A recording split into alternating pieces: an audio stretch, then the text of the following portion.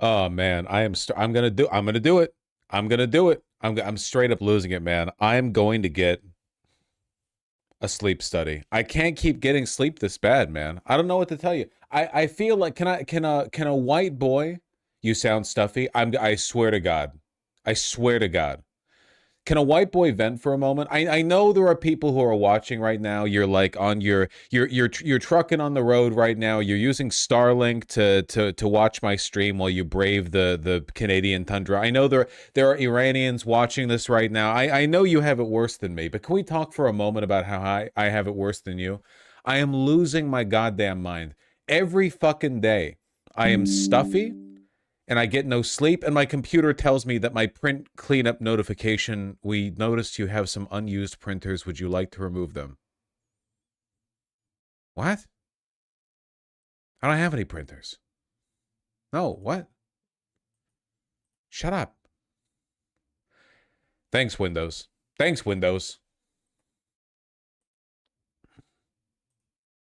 I'm losing my goddamn mind. Chatter's been saying that you need to do a sleep study. The streets are saying that I need to do a sleep study. You know, has anyone noticed that there are some days I use this like stuttering speech? I pause, I talk, I pause, I talk. It's not intentional. You know, I've got the lung capacity. I could talk for hours. It's because I've got so much goddamn phlegm. And you know what I never get?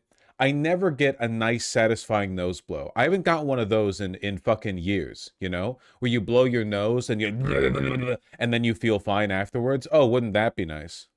Nose strips have helped me. Nah, I try nose strips help, but then you take the nose strip off and then you feel like you're suffocating because you've gotten used to the unblocked nasal. Listen, we have to narrow it down, okay? Deviated septum, probably not. Post nasal drip, probably not, but more likely than deviated septum, okay? Persistent allergies, very likely. Sleep apnea, possibly likely, you know? Why would I have sleep apnea? I'm not that fat. Isn't that a fat boy thing? Fat boy hours? A little fat, you know. Um I have not I have not been, it can be a brain thing too. Well, that's not good. I have not been dude, I don't know what the fuck it is. I feel great. Like like the stretching and everything. I'm doing crazy tricks. I'm doing crazy tricks out there. However, all right. Um I'm not losing weight. You have to sleep right to lose weight, you know? You know how you lose weight, by the way? You breathe it out. Did you know that? You breathe it out. It's not from you pooping. It's you breathe it out. You were going to poop anyway.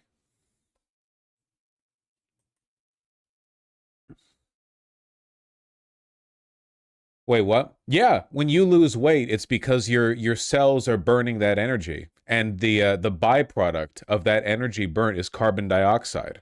Like the carbon dioxide is like the fumes coming out of the car. So if you're breathing out, when you breathe out the carbon dioxide, that's the you know that's the weight losing your body.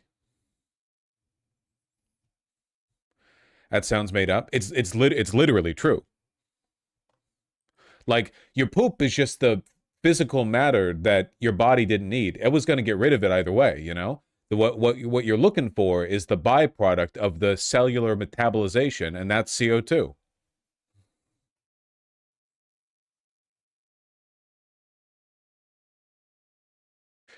If you take an anti-allergy medication and it gets better or not, you can rule allergies. Here's the problem.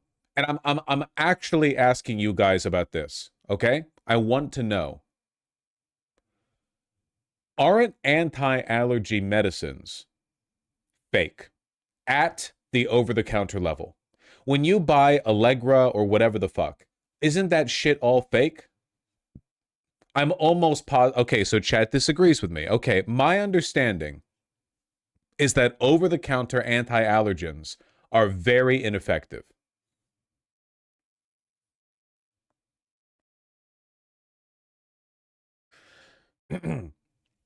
How's your mattress? The mattress is fine. The bed is comfy. The bed is comfy. It's like it's definitely some kind of breathing thing. I consistently have like the breathing issues. It's to treat symptoms, not cure the allergy. Sure, but like I've taken Allegra before and it's so overpriced, right? It doesn't seem to do anything. Can't you get shots? Can't you get shots for allergies? Hmm. Loratadine 10 milligram works for me. Sleep on the floor. What am I, Japanese?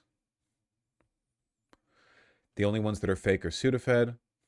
That doesn't require you to show a driver's license. You should talk to a pharmacist, just get what they recommend. Would it make you guys lose respect for me if I told you I don't trust doctors at all? You have to try different ones. Change to Claritin or Zyrtec for a month and see if that helps, but do not take Benadryl on a regular basis. Yes, everyone respects me less. Okay, gotcha. A short search shows that Gen 1 antihistamines sucked, but recently made ones are very effective. Gen 2? I didn't realize that histamines were like fucking Game Freak. I didn't realize they were releasing new batches of Pokemon. Gen 2 antihistamines? Go to a nurse practitioner. I just hate doctors. You know what I experienced recently? Very disheartening, okay?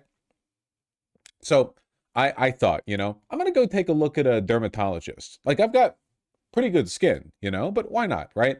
Like, I'm doing the fitness stuff anyway. Might as well, because I've got some stretch marks around my hips because I've got a big fat fucking dumpy to bounce on it and so on. So might as well, like, what can you take to get rid of stretch marks? Like collagen or something? I don't know. I thought I'd talk to a dermatologist, cosmetic dermatologist, and they'd be like, try this or whatever. You know how long the wait was? I call 6 months for a new patient. Just for a regular old cosmetic dermatology clinic. What the fuck? Go private. It's cosmetic dermatology. It's not.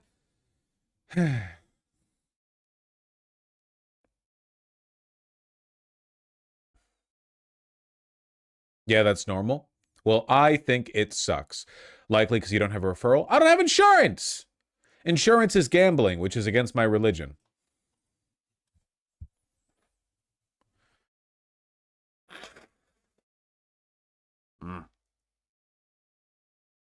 If I want to see my GP, it's usually 3 to 6. I don't have a GP. Get insurance, you slob. It's haram.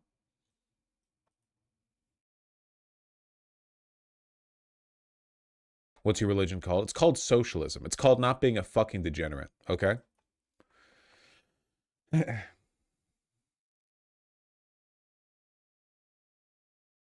Allergy shots require you to get a shot every week for like a year and then once a month for years.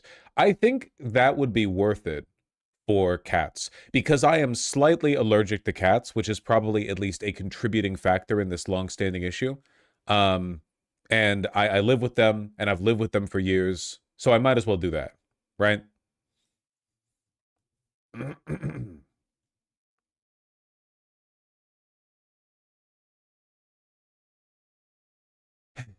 You're going to want insurance for those shots, my man? Yeah. Please do follow through in the sleep study. The average lifespan for people with bad sleep apnea is less than 10 years if it's bad enough. And if you're tired all the time, it's pretty bad.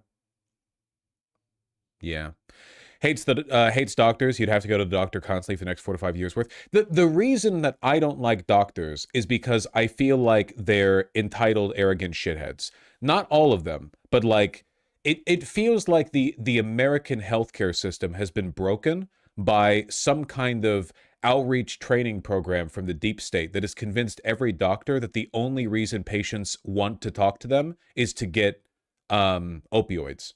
Like, you talk to a doctor, and it feels like you need to go up to them and tell them what to do to you. Because if you walk up to them and you're like, here are my problems, they'll be like, go get some sleep or something, right? They won't do anything. And you have to run through like 6 months of checks because they assume, and this might be true, every patient is a fucking idiot, which is, again, probably true. But I'm, pardon me for being conceited, not an idiot.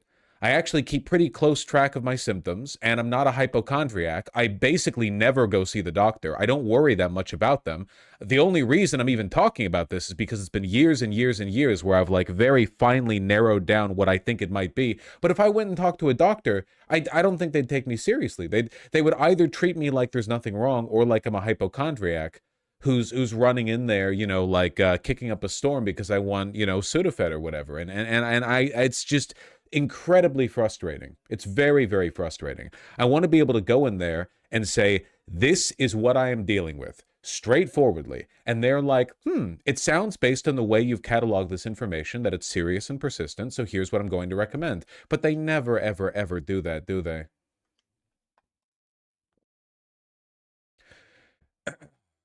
This is so much worse for POC and women. That's true, but we're focusing on me right now, okay?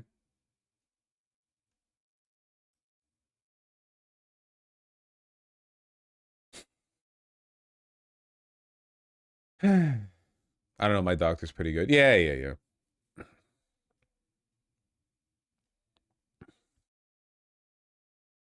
It's not always about you. This time, it is about me. Just use ChatGPT for medical diagnosis. Might as well. American healthcare system in 2030. Unironically, you have to keep changing doctors till you find what you like. Yeah, but it takes forever because everyone's got like a 4-month wait list. It's fucked up.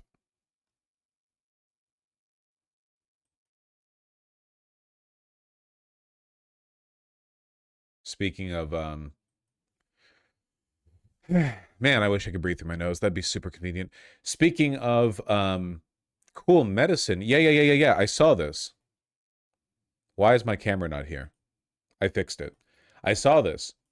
Doctors have cured pancreatic cancer in mice. New study reports that a triple-targeted drug combination can drive complete and lasting regression of pancreatic tumors in preclinical models, potentially overcoming treatment resistance in one of the deadliest cancers. That's super cool.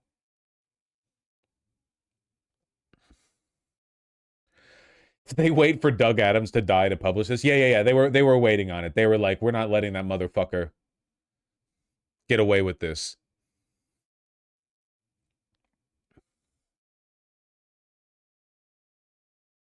Now you like doctors? Well, these are researchers. These aren't like practice doctors. Like this is they're poking mice with stuff, you know? Try to clear your sinuses, maybe that helps. Oh, chat. I've got good news. Don't worry, everybody. Hold on. The solution to my problems has been discovered. I just need to clear my sinuses. Jesus Christ, you people.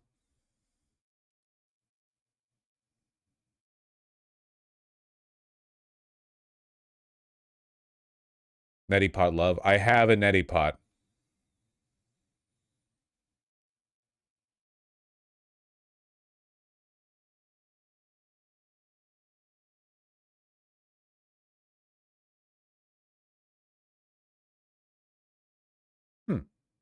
Well, that's good.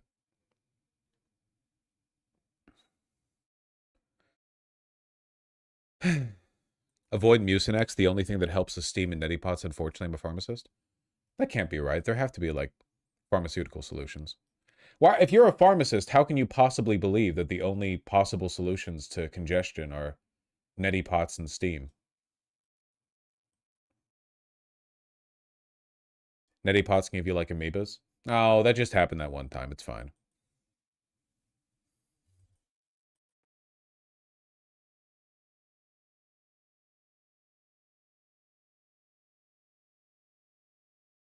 What about nasal steroids? I think that might be the direction to go in because the issue isn't like I always have a bunch of snot or whatever. The issue is that it feels like my sinuses are super, super skinny. So I think that's a problem caused by allergies, right? Like if you're constantly inhaling allergens, there will be inflammation, and the steroids reduce inflammation. So I don't know. Oh, allergy shots as a teenager basically cured my asthma and let me enjoy owning cats. Wonder if they're more effective as a teenager, you know? Like there's something formative about that? I don't really know. Nasal steroids are not a good thing. You become dependent. Hmm. Hmm. Hmm. Hmm.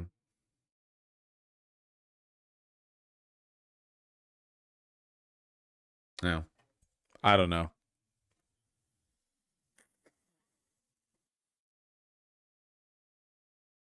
I had a septoplasty. It wasn't that bad, but I like my nose. I like those like Aryan, you know, how Aryan are you? Score 1 out of 20. I have like a nice keen nose, you know. I don't want to fuck it up. I'm going to Agartha when I die.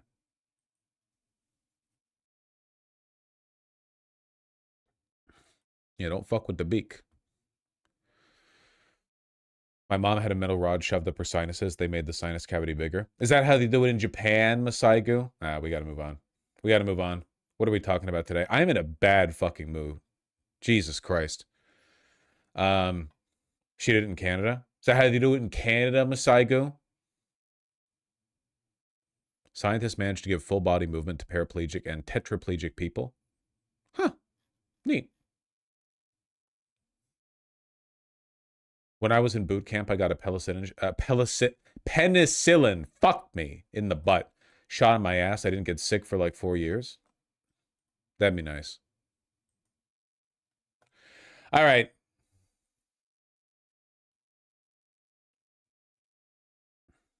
Can we start with the fun part?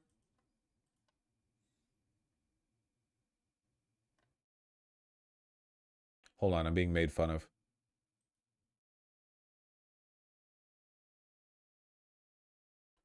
Nothing's more entertaining than watching Americans talk about their lack of healthcare, breathe in menthol and treaty oils over hot water for symptoms. Antihistamines can work depending on the allergy. Listen, okay?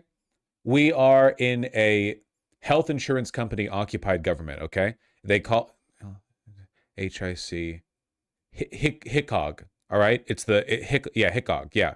And it's very bad, and it's not okay to make fun of us for it. All right? I don't appreciate that. Bosch would have issues if he was in Europe, you retards. Again, it's not actually a cost issue for me because, you know, multi-billionaire, inherited wealth. Thank you. For me, it really just is the not rich as fuck, you fucking trog. It is the fact that doctors treat everyone that they treat like an idiot. I cannot stand being talked down to. I really, really, really can't stand it. Because I know they have a hard job too. So I don't want to act like a, you know, I like a entitled dipshit when I talk to a doctor and be like, listen, I'm not one of those bozos. I'm not like 90% of the population. Listen to me. Like, cause it's insufferable, even if it's true. So I don't really know what to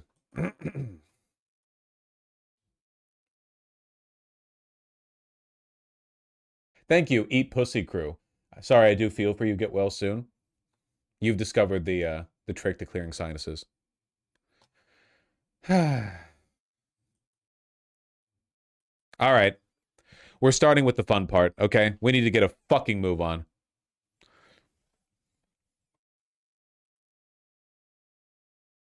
Remember how a couple of months back, Candace Owens started making bank off of conspiracy theories surrounding Charlie Kirk's death.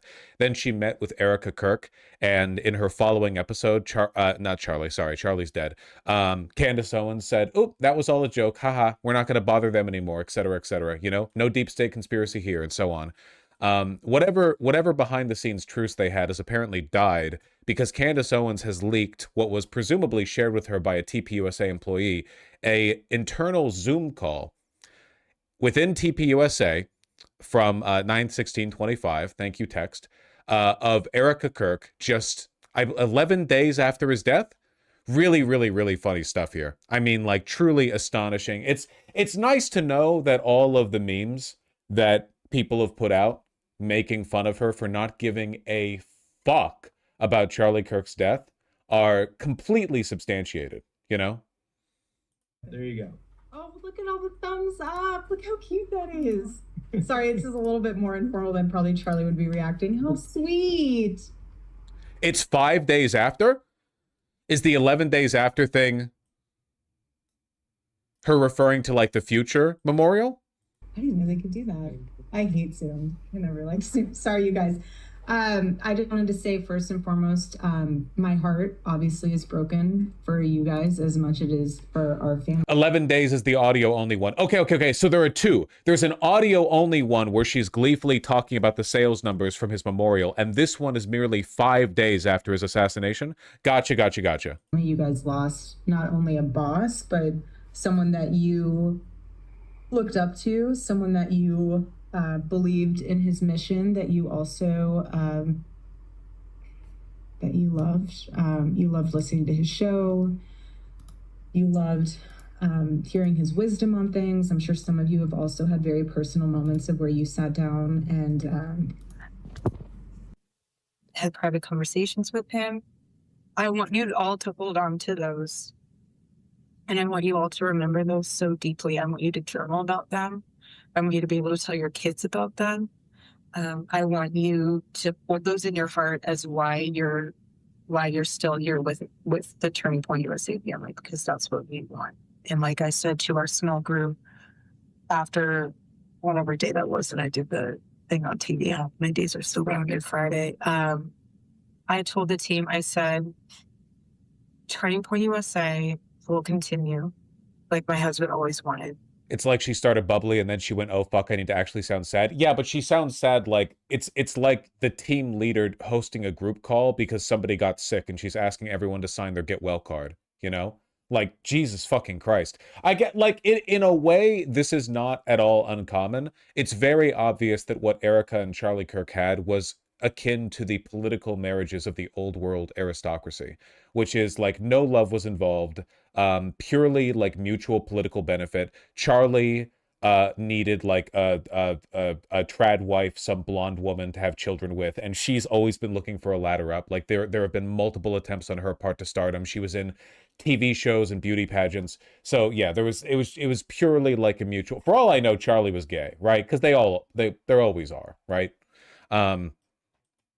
Crazy stuff. And it'll be bigger than ever. And we're going to honor him by doing that. We're going to stay humble. Gonna carry the flame. We're going to work hard because that's what he would want. And we're going to just make it grow. And we're going to keep our eyes fixed on heaven. And, you know, like even Stacey said, he's going to find ways to speak to us. And he's going to speak to you in different ways. Every person's going to be different, but you'll get little moments where you're like, okay, Charlie, I see you. It might be here on campus. It might be in quiet moments of the night, but he's here and he's more alive than ever. And he is, he's going to guide us. Then we just have to remain humble. But again, what I told the team was, I will fight like hell to make sure that all of you have a job here. I don't want anyone to think their job's in jeopardy. Because truly insane that like even just for optics reasons, they wouldn't have anybody else do this internal call. Like, she's literally just the wife of the CEO. There's no reason at all why she has to be the one to take over internal operations or start promising people the continuation of their jobs or whatever. Like, that's insane. Even if that's something that she could eventually do, like, but like 5 days later, yeah, you'd think they'd have anyone else, so the CFO, just literally anyone, be doing this rather than her. Your family, if you choose to leave, that's different. I never will, and I promise you, I will make sure that I never allow a point to where you have to leave because we cannot financially afford you. And that is a promise. I want our family to stay together the best it can. Obviously, circumstances, you know, there's unforeseen things that might pop up here and there that we can't foresee in the future, but for right now, the way things are, I would like to remain if they are status quo, and I think that's the best thing to do. And everything else we can worry about later. But I just want to let you know that you guys are all very loved. I'm very proud of you, and Charlie would be. I think Charlie's just. The crying timing tells it all. She didn't cry when talking about Charlie. She cried when talking about the business failing. If they couldn't pay employees. Yeah. Seriously. Like, it's PR crying. You know what I mean? It's HR crying. I'm trying not to say that he would be he's obviously celebrating in heaven amongst many things, but he's so proud of all of you. It's fucking like it's dystopian, man. And this is not a religious thing, okay? All right? My entire extended family is Christian. I promise you that believing in an afterlife does not make you act like this, okay? Like fucking 2 seconds after your relative unexpectedly dies, you're speaking as the like fucking pontiff on earth on their behalf, you know? And he's so proud of all of you for keeping this mission alive. And he knows that you can do it. That's why you're hired. And he knows that you will be able to carry the torch. And he knows that you're going to do a great job. And you're going to be able to, even though days are going to be tough, honestly, the nights are the hardest. Mornings are pretty raw too. But just what I've noticed these past several days. We all have this media of clever psychopaths who can flawlessly mimic facial expressions. It's so weird to see this one who's genuinely terrible at it. Yeah, that's kind of a good point. I don't think she's any more evil or duplicitous than basically everyone in her social and political circle. It's more like she's just not good. Like, they're all sociopaths, right? It's just some of them are better at pantomiming the way people are supposed to act than others. And she's just on the far spectrum of that. Is if I didn't have the family, the Turning Point USA family with me, all of you, I would be a disaster. I mean, I would be in fetal position 24/7. But the fact that we have a continued mission to look forward to, and we have our family, it's everything. And some of you, this is your chosen family.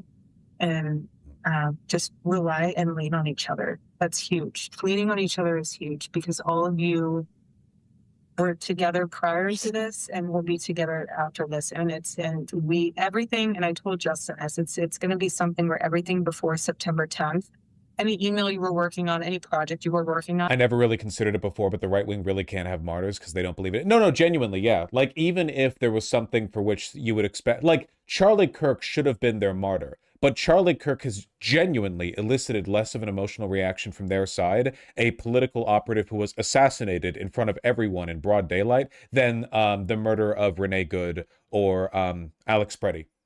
No joke. Like, Renee Good and Alex Preddy, obviously not like political operatives, whatever, but that's the point. They were random people and they were killed by the government, and they have moved the needle so much more. The needle was not moved to the right because of Charlie Kirk's assassination. And I think that in large part is because it became a joke to everyone days after he died, not even because Charlie Kirk was evil and the world is like morally better without him, obviously, but because everyone on the right was so desperate to immediately grift off his death, including his own wife. Like, if they don't take his life seriously, why the fuck should we?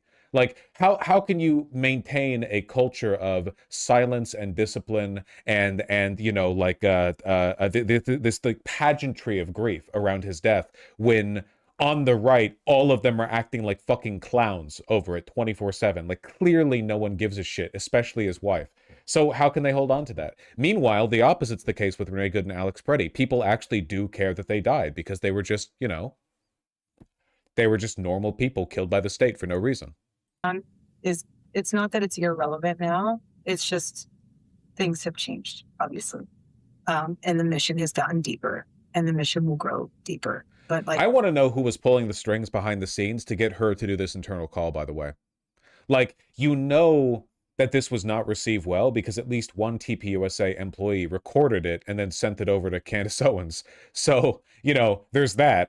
But like, she did not of her own volition do this. Clearly somebody wanted the employees at Turning Point USA to know that they would still have a job and the org would not be collapsing after Charlie Kirk's death. So them pitching her in to do this, I have no idea why they'd do that.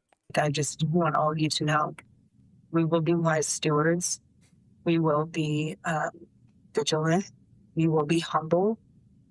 And I just want you to know that, again, I'm with you. I'm here. I'm not going anywhere.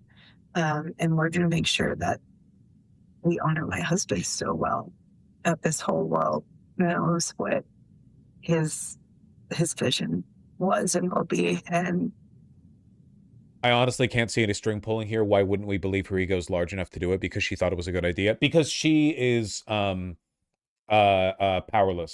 in the grand scheme of things. Like Charlie, again, you have to understand that like their social circle does not operate the way that ours do. They are controlled by capital. I'm sorry. I don't want to sound conspiratorial. What I mean to say is like none of these ghouls say or do anything without it being backed by some moneyed interest. They don't have any independent interests or beliefs or drives.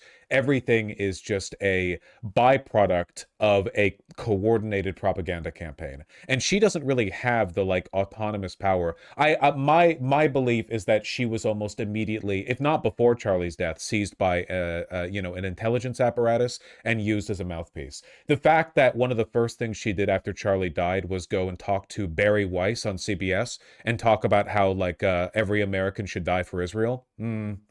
I know that's very Candace Owensy, like conspiracy wise, but what are you supposed to do with that, man? What are you supposed to do with that? Have a town hall at CBS and some guy, some like the father of one of the hostages at the Gaza Strip stands up and talks about Israel, and she spends like 5 minutes talking about how it's the God ordained duty of every good Christian to defend the state of Israel. It's just insane shit, It sounds conspiratorial to us, but like the God's honest truth, like it's all money circulating behind the scenes of these people. I really hope at some point when like Woke 2 comes around and these people are scrambling back to us, we get a full breakdown of like how often these people are reached out to. If you're somebody big like Charlie Kirk was, or Tim Pool or whatever, I guarantee you that like everything these people are saying is being carefully like controlled or at least guided through messaging. You get me? Didn't Charlie not even like Israel when he was actually alive? Well, no, none of them really like Israel. Charlie was a Nazi. He was an anti-Semite.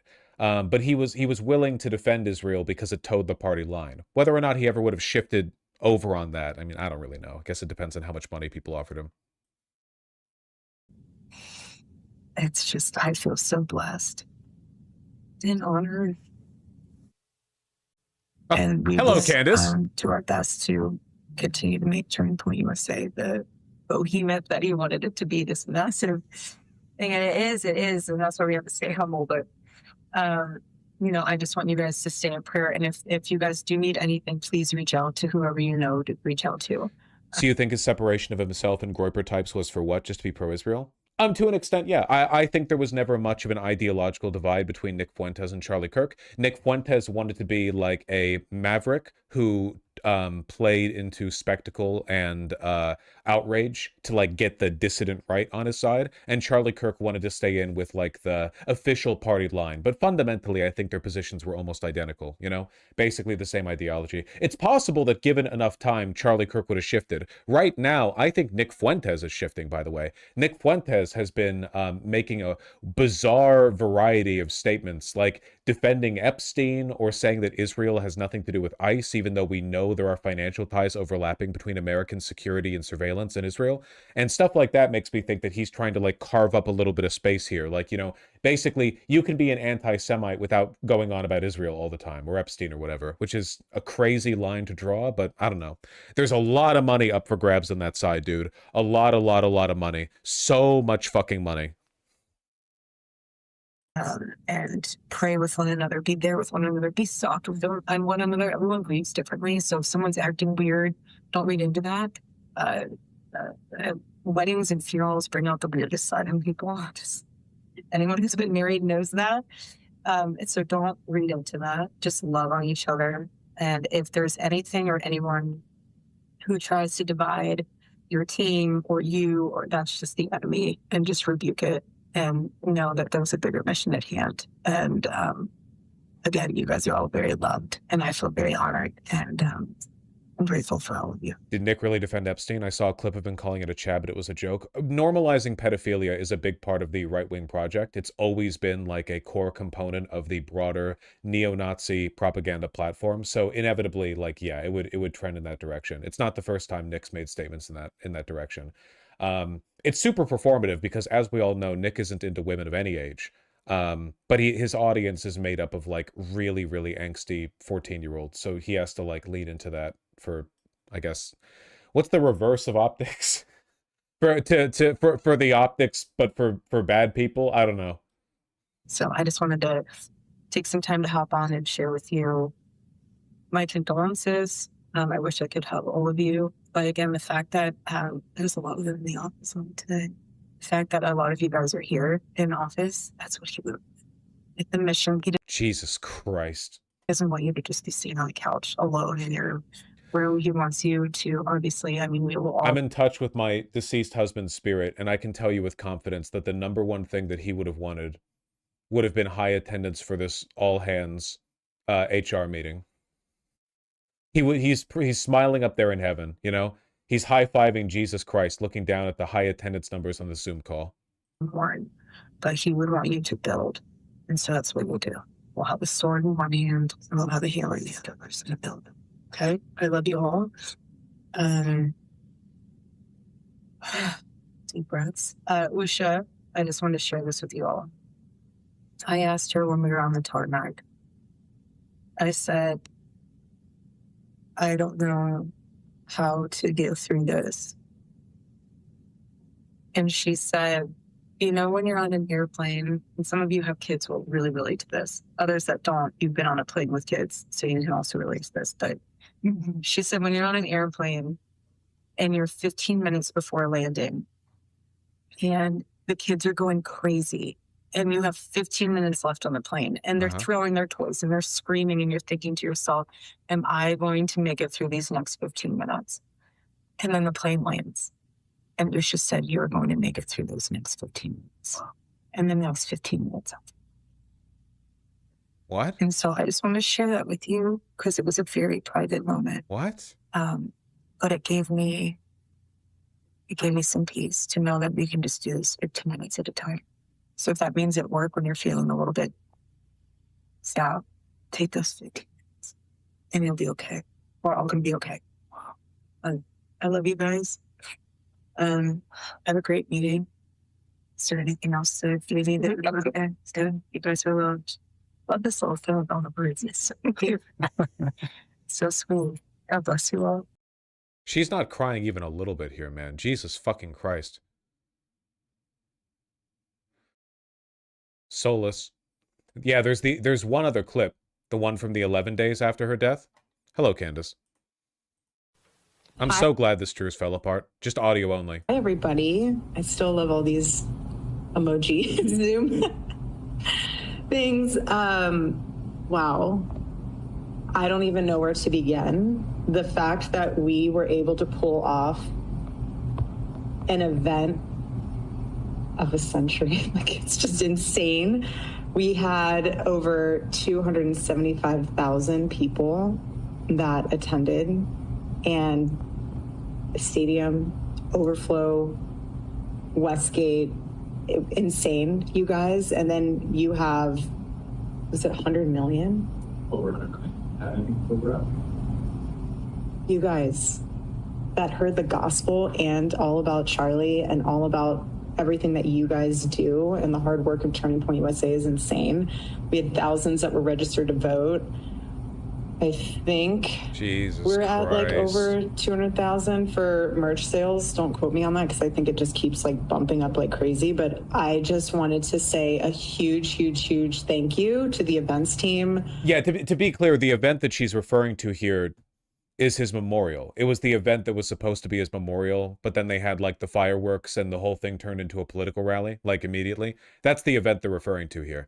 I cannot overstate to you how psychotic it is that the deep state or the powers that be, whatever you want to call it, you know, decided that she should be the person to lead the comms following Charlie Kirk's assassination. Like, that there was no point in even pretending to have her mourn for a bit. You know? Like she could show up at the memorial and offer like 15 seconds of teary, you know, thanks to everyone and say Charlie would have been so happy to see so many people at his memorial, blah, blah, blah. And then she could walk off. No, she's going to run the whole fucking thing. She's going to be there from the beginning to the end, just like loud, happy, face looking high and forward, nonstop. It's insane. It's absolutely insane. The development team, the graphic design team, the production team, it's just phenomenal. Their incredible work leading into the memorial. And honestly, a lot of the staff that worked on the memorial, they had 20-hour days for a week during the time of us grieving the loss of my husband. And honestly, I know several staff that didn't even sleep. Again, you guys are breathing angels, and I'm so grateful for all of you. And the fucked up thing, I don't even remember the memorial as a distinct event because it was indistinguishable from literally any other conservative event. It was indistinguishable from a Trump rally or from CPAC, right? It's exactly the same. Just a big Trump rally where you have some of the big voices come out and talk for a bit. There's nothing interesting about it, you know?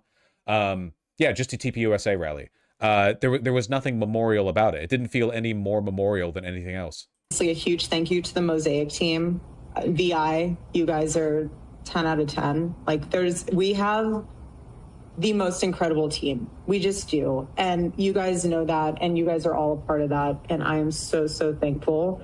And if you do have a moment and you run into any of those staff members that you know had a role in this, and you know that they put a lot of their time and effort into it, just say thank you. There's something really special to be seen in moments like this, and it's not easy. I'm speaking from experience. I'm right in the trenches with you guys. And so the fact that you just, a simple thank you. I don't care if any of you have beef with each other from the past or have any issues with someone said something about this or that. Like, if you guys have any of that, please put it to rest. My husband's dead. Like, I'm not trying to be morbid, but he's dead. And it puts life into perspective of how short life is and relationships, and God puts people in your life for a reason, and it teaches you a lesson, it teaches them a lesson. So if you are going through a time where... Incredible. Just lay it to rest, and we... Oh, why'd I cut off here?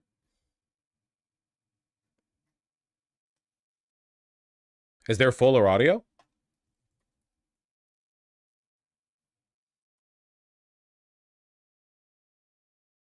Let me see if I can find it. There's another part. Well, I want to find it. Can't just have half the audio.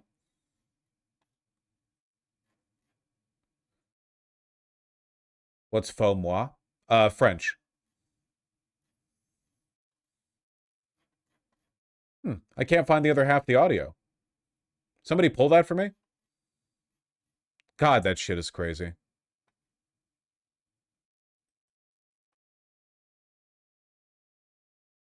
But we serve a just God. And I rest easy in knowing that He's sovereign, but He's just. And so let the Lord handle that. She's so fucking bad at faking any emotion she's supposed to be feeling. Well, if somebody pulls up the other half of the audio, I'll play it, but I can't find it just scrolling through. Not a lot of reposting on this one. Deep State doesn't want you to see it, sorry. Does she even love her kids? None of these people love their children or love anything or anyone. They're all some kind of psychologically damaged. Trump doesn't care about his kids. Charlie, ERIKA, they don't care about their kids. They don't, like, I promise you, there's nothing there. Here's the Candace clip with the other half. Sure. The employees are working 20-hour days, but also their founder, Charlie, was publicly assassinated less than 2 weeks ago. You got to address that, and you're going to hear her address that. If you do need additional time off, please talk to your director about using paid time off for that. And again, it's not easy, but again, grief is hard. Otherwise, honestly, Turning Point USA and Turning Point Action, full steam ahead, you guys. Charlie would want us to get back to work, and that's what we're doing, and that's what we did with the memorial, and Charlie Kirk would want you to use your PTO to grieve the assassination of our CEO and founder. And also, he would be so happy if you didn't do that and actually just continue to work. Charlie Kirk told me that he doesn't want you guys using sick days on Fridays or Mondays. Like, come on, guys. We know that you're just trying to extend the weekend. You just don't want to go back to work. You want to get to the weekend early. I know that. And what Charlie Kirk definitely wanted was for you guys to not abuse like paid overtime, you know, basically like make sure, like, you know, we know what you're doing. If you want to take extra hours, if you need to take extra hours, then that's one thing. But if you're doing it just to get the time and a half, like just we're going to start cutting your hours. Honored and proud of each and every one of you, because that's what we're going to do in his honor and in his name. His name. We have so much to do, which is exciting. Charlie. Hi, chat. I'm late. Did Vosh already talk about the new Pretty video 11 days before being unalived? Never say unalived to my chat. I swear I can't stand that bizarre Orwellian newspeak self-censorship that permeates online culture now because the Israeli app TikTok has arbitrary censorship standards, okay? Heaven is like, you guys thought you had a busy schedule then, just you wait. We have 300,000 new donors. That is a blessing in itself. Again, not normal. All God. I think we have 50,000 plus hat orders to fulfill. It's weird to say I'm excited. I really hesitate saying that. It's really hard for me to say that. It's a really weird thing to say, but I think it comes from a space of peace, knowing that God's using this and we're humbly witnessing the gospel in real time. I don't know what to say. She doesn't want to say she's happy. I don't want to say I'm happy, but where it comes from, let me explain the happiness that I feel. It comes from peace because we're witnessing the gospel in real time. All of this makes my skin crawl. It genuinely makes my skin crawl. So basically what the employees said to me was that they got onto this call and everyone's exhausted, everyone's been working, they pull off this massive memorial. And then there's kind of this approach where it's like, well, if you guys need paid time off, like Charlie's in heaven dancing, wanting you to work harder. He's just up there. He's up there saying Shabbat Shalom. Like, you better work. Shabbat you Shalom. Can use your paid PTO. time off that you have earned, by the way, if you need to grieve more. But imagine you're the employee and you're like, okay, well, this is his wife saying this. So am I weird? Would I be like, I would be pretty weird if I needed to take time off and his wife is saying she's full steam ahead. That's the mentality that they had. Like, how are we supposed, like, are we weird for wanting to? This is the world they want for all of us, by the way. Conservatives want a world that's as bizarre and inhuman and insincere and plastic as this for everyone. They want to inflict it on us because that's how they feel about their world. I hate the Antichrist. You are not getting me. Grieve? Is that not the vibe? How can we take paid time off when ERIKA's wife is saying full steam ahead? She's trying to Christify Chucky Boy. Well, it obviously didn't work. I think the turnaround for Woke 2 was when it became totally normal to make fun of Charlie Kirk's death. There was this really funny turning point. You know those like Kira Won't Miss style grifter accounts on Twitter where they lean conservative because they're run by like marginally right-wing Indians who are looking for blue check farm money, but they just shift with the tides because they don't really care. You know, like initially a bunch of those accounts were like, how dare you make fun of Charlie Kirk? He was murdered. But a week later, they were posting like AI Kirkified memes, basically. That for me was the turning point for Woke 2. That was the opportunity for their Reichstag fire, for their martyrdom. And they can't do it because they're all soulless demons who don't believe in a thing.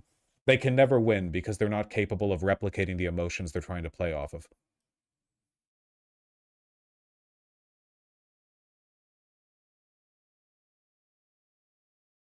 Spiritually, they're all like that guy who stole blood-spattered merch after Kirk got shot. God, that shit is funny.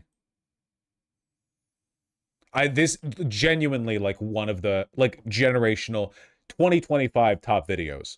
It's your boy out on TikTok. There was just a gunshot at Charlie Kirk. We're in Utah. There's a gunfire. This is not a joke. Hey, let's go. Hey, let's go. Hey, let's go.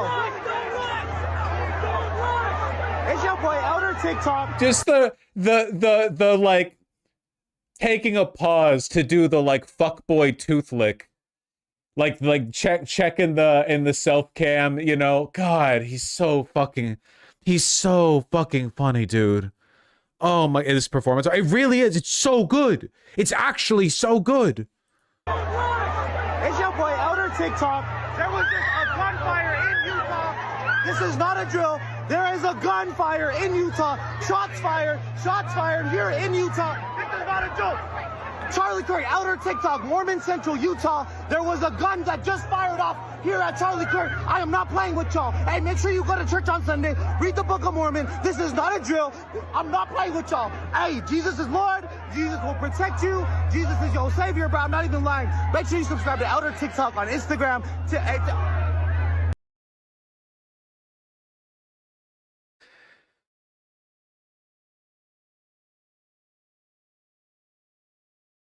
The funniest part is that this is his genuine personality. It's not an act. It's just how right-wingers behave now. I've always said, in order to be a right-wing propagandist, you either need to believe in nothing or you need to be deeply mentally ill. And every single one of them's on a spectrum between those two things. And it's really easy to identify like where they are too. Michael Knowles believes in nothing. Matt Walsh believes in nothing. Jordan Peterson, deeply mentally ill. Right? Like it's the back and forth thing. Jesse Waters believes in nothing. Ben Shapiro, actually a tough one because the stuff that he does believe in has more to do with like himself than it does his political positions. But I'd call him 50-50.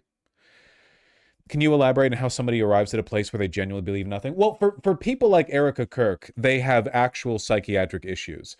The parts of your brain that allow you to empathize with other people are not like, I guess they are kind of innate to the human condition in the sense that like most people have them. But there are various, I think the medical term is like antisocial personality disorder or something like that. Like psychopathy is no longer an accepted term in the practice, but like that, a lot of them do fall in that category. And you find it like if you learn anything about their private lives. Like for example, RFK Jr. You look at his personal life; it's a nightmare ruin of monstrous behavior. A lot of them are like that too, where like him documenting his affairs, and then his wife kills himself. So it's like a lot of stuff like that. Like these people are not they do not have the mental faculties to like feel bad about these things. In a lot of cases it's probably like a trauma response, like they had a really shitty dad growing up or whatever and it fucked them up. I don't care. It doesn't matter. There's no sympathy for these monsters. But it is like important to note that a lot of them are cognitively deficient in that way. To an extent, like they're all on that spectrum, right? Like most of the big right-wing grifters, like they're all abnormal in that respect. But you shouldn't take this as like an excuse for their behavior or whatever. If anything, it means they're literally like ontologically worse than us. They actually don't have the brain that you would need to be a signee of the social contract. It's pretty bad.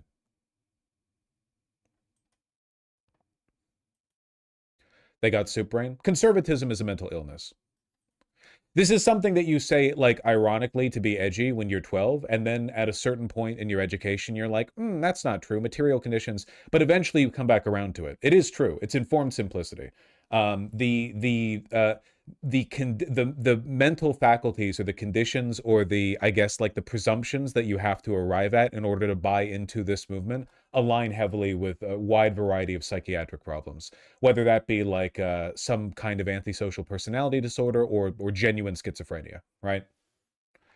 I mean, a great example is like, fuck, I'm blanking. How am I blanking? Kanye West. How many famous people are you aware of who have had like a very public psychotic episode and then become like loud, ardent communists? Not a huge number, to be honest with you. On the other hand, this like very rapid deterioration of the mind being associated with reactionary tendencies like neo-Nazism, that's a lot more common. You probably have a relative who's done some version of this, like an older person who's developed Alzheimer's or dementia, and then as their mind goes, they get more paranoid and more like xenophobic. They get more like delusional in their worries about the world. A lot of the conservative emotional states are just heavily associated with various kinds of brain damage. And I think it should be uncontroversial to say this. It's not edgy, it's factually true and backed by research. The conservatives have more developed parts of the brain that respond to things like fear and disgust.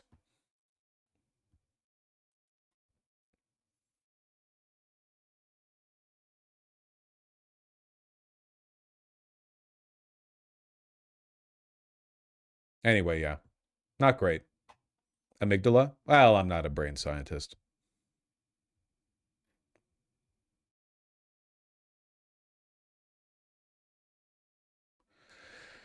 I agree, but we're doing race science now? No, we're not. It's not controversial or problematic in any way to point out that there is a relationship between your thoughts and your brain and your brain and your thoughts, and conservative thoughts are different from non-conservative thoughts, and they might either cause or betray a difference in the brain. There is an IQ difference on average between conservatives and non-conservatives. It doesn't have anything to do with race or pseudoscience. It's a measurable, factual part of reality, and I think it's important for us to point this out, okay? Listen, the difference between somebody like you, I don't know who you are watching this, but I'm going to guess you're fine, right? The difference between someone like you and somebody like ERIKA KIRK is not just one of opinion. There are fundamental differences. And conservatism rewards the kind of person that ERIKA KIRK is. Soulless grifters, people who have no morals or values, people who will shift into any position or form any outlook if it benefits them. These things are beneficial to political commentators in general, but I think there's way more of that on the right.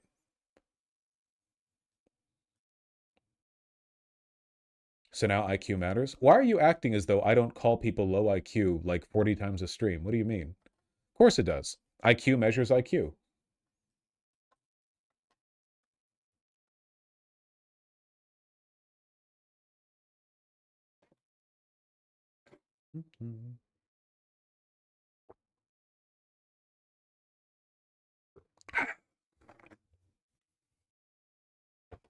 Isn't Haikyuu an anime? Fuck, you're right.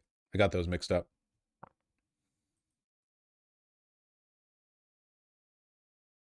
Conservative culture is also very psychosexual. Look, it's like I've said a million times before, okay? The brain is plastic. It's moldable. We are a product of our thoughts. To a large extent, what we think shapes our mind. There is a significant intelligence difference between a person who is educated and learns the processes by which you are rational and a person who is, say, feral. Like, say they were raised by wolves in the woods or whatever, you know, some monkey man Tarzan situation, you know. The brain isn't innate in both cases. There's not a preset intelligence that both brains develop into. There are differences. You know, you shape your brain. That's the whole point when you learn, right?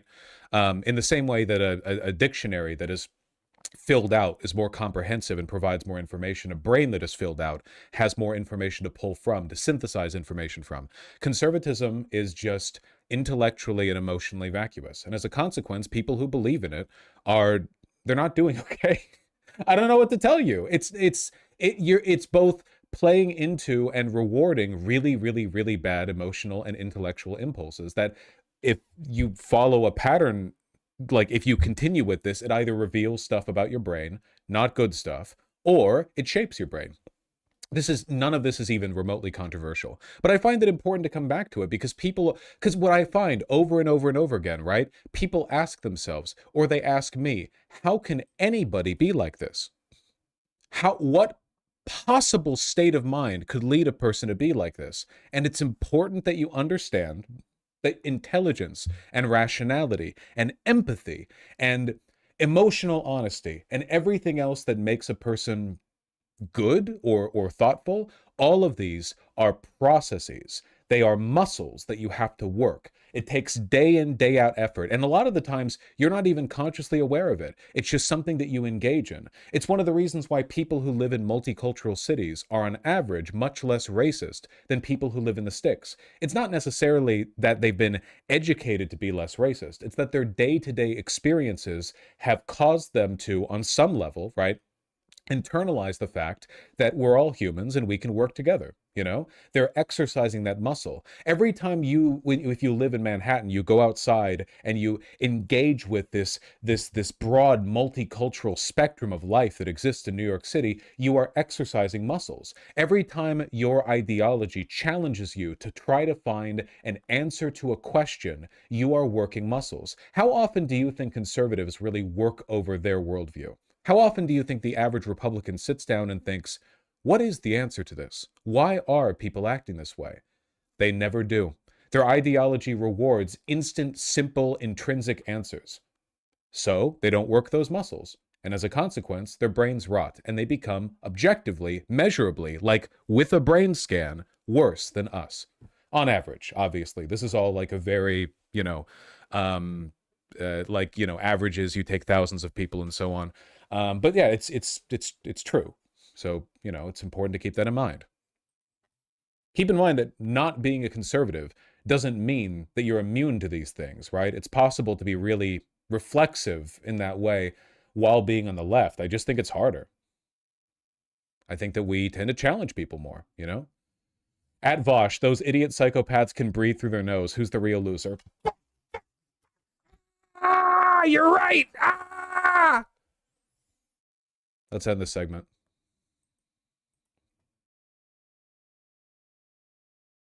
I would trade it all for a clear sinus pathway. I would trade. Yes, take my brain. Take my brain. Give me the ability to breathe through my nose.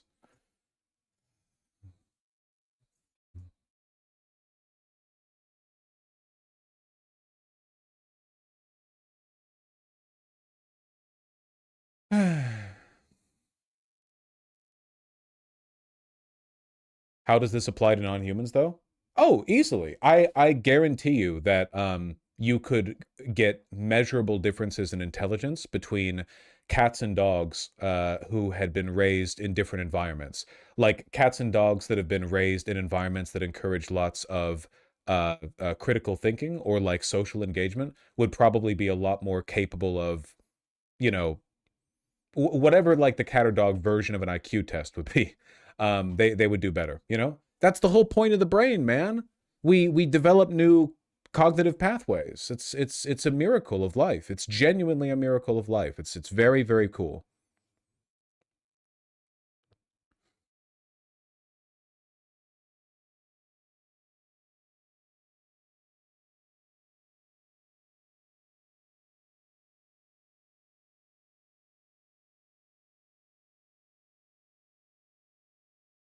Yes.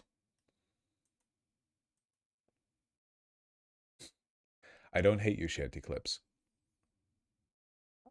I will say this, though, and I think that recognizing this in yourself is like an important component of understanding the psychosexuality of so many people's political positions. When you are in a bad mood, I think you are more likely to be right-wing, because I think that right-wing political thoughts feed off of and play into negative emotions like fear, paranoia, disgust, and so on. I think that if you're in a bad mood, if you're in a bad mood, you're more likely to see people who live an alternative lifestyle and go like, that's not good, or like, grow up or whatever. But if you're in a good mood, you're like, yay, love is love or whatever. I don't mean like gay people, because everyone watching me is probably fine with gay people. I guess I mean more like if you see a T for T couple and one of them has a collar with a leash on and you're at the corner store. I don't know. Like if you're in a bad mood, you're like, get a job. And then if you're in a good mood, you're like, I'm so happy I can live in a time and place where people feel comfortable. You know what I mean?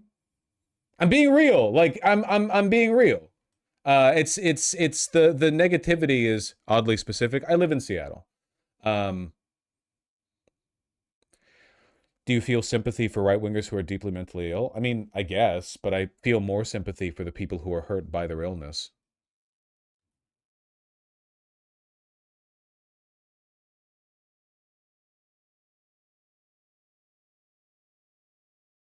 Yeah, you have to kill the chud in your brain. All right. God help me.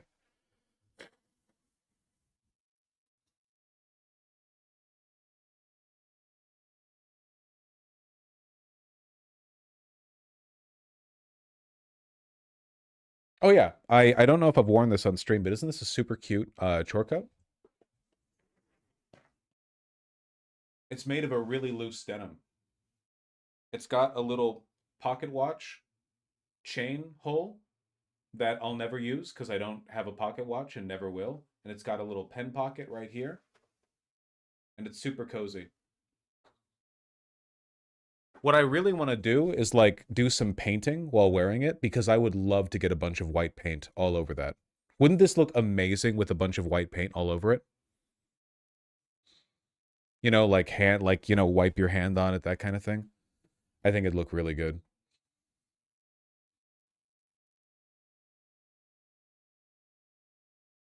You're not a painter, man? Yeah, but everyone paints sometimes. It's a chore coat. It's a work coat.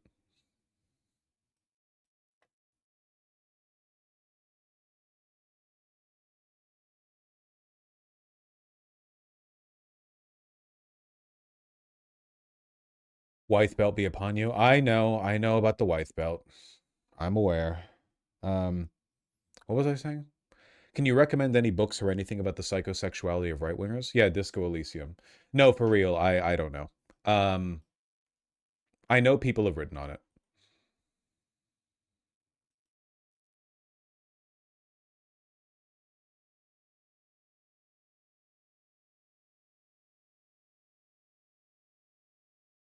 I'm the leading theorist. I would like to believe, and you will, I hope, pardon me my conceitedness, I would like to believe that of people who talk about politics online, I have always been ahead of the curve on talking about the psychosocial and psychosexual elements of conservative thought. I think that while a lot of other people are on the, I shouldn't say surface level because they're talking about a lot of like really interesting stuff that I can't touch on, right? Like some of the stuff that folding ideas Dan has talked about is like transformative, right? Like it's not like I don't learn from others, but I think specifically on some elements on the psychosexual, I think that it's very important and underexplored. It's very, very, very important. You know, for me, one of the most telling indicators of this were it was after the murder of Renee Good, where a bunch of right-wingers online essentially said, I'm glad she was killed because she looks like my bitch mom or my bitch fourth grade teacher. You know?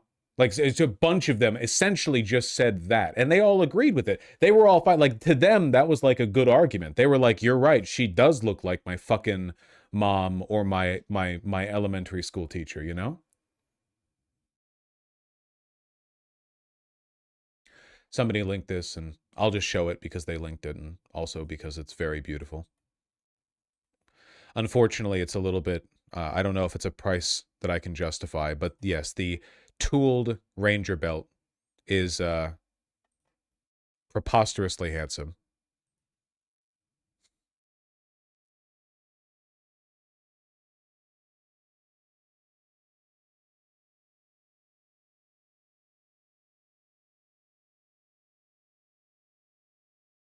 $388. Yeah, it's hand tooled. The metal and the leather with like hand tools. It's pretty impressive.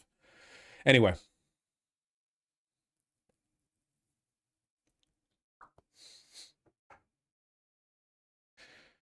Do you think the psychosexual childhood bullshit is where their overwhelming pedophilia comes from, or is it just evil aura? I've said this before, but like, I know this sounds absolutely insane. I think a lot of them are vice signaling about the pedophilia. I think that a lot of them have relatively normal sexual interests and paraphilias, and that for them, a lot of them, the obsessive like pedo posting is more about demonstrating how disgusted they are by educated women and like their desire to be dominant over a woman. Like so much so, like they're basically saying, I am so intolerant of grown-up women and their bullshit that like they'll pretend to be a pedophile. They'll pedo post over it, you know? I think a lot of them do that, which is insane, absolutely insane. But yeah, I don't know. I don't know. It's just rage bait then? No, not necessarily. Like, why why does Nick Fuentes every once in a while say stuff like that?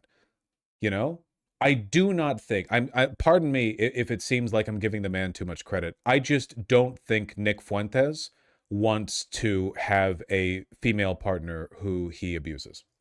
I don't think that he does. I don't think that he does. I whatever his interests are, I don't think they're that. But he has to like vice signal where he's like, oh, 16-year-old trad wife. Oh, Epstein was based. Oh, it's not even a problem because they were like just barely illegal or whatever. Why does he do that? I think that the performative element there is, look at how deviant we are. We're so put up with women. We're so done with women. We're so over their shit that like, this is what we're saying. You know what I mean? Does that make any sense? I don't know. Vice signaling does explain a lot. Just weird.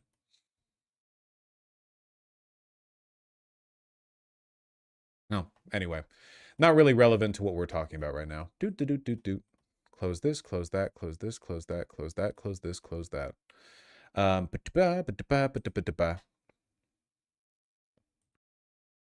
You guys saw this? That deranged lunatic, the chud who charged at Ilhan Omar and sprayed apparently apple cider vinegar on her. I don't get this one. This just has to be mental illness. Omar went for a punch. Yeah, okay. It looks like people in chat aren't familiar with this one. So she was speaking, right, at an event. Hold on, let me find the. She was speaking at an event.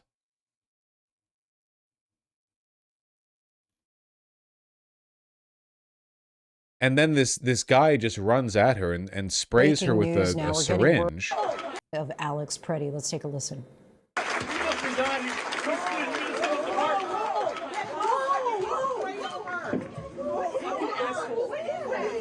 I don't know.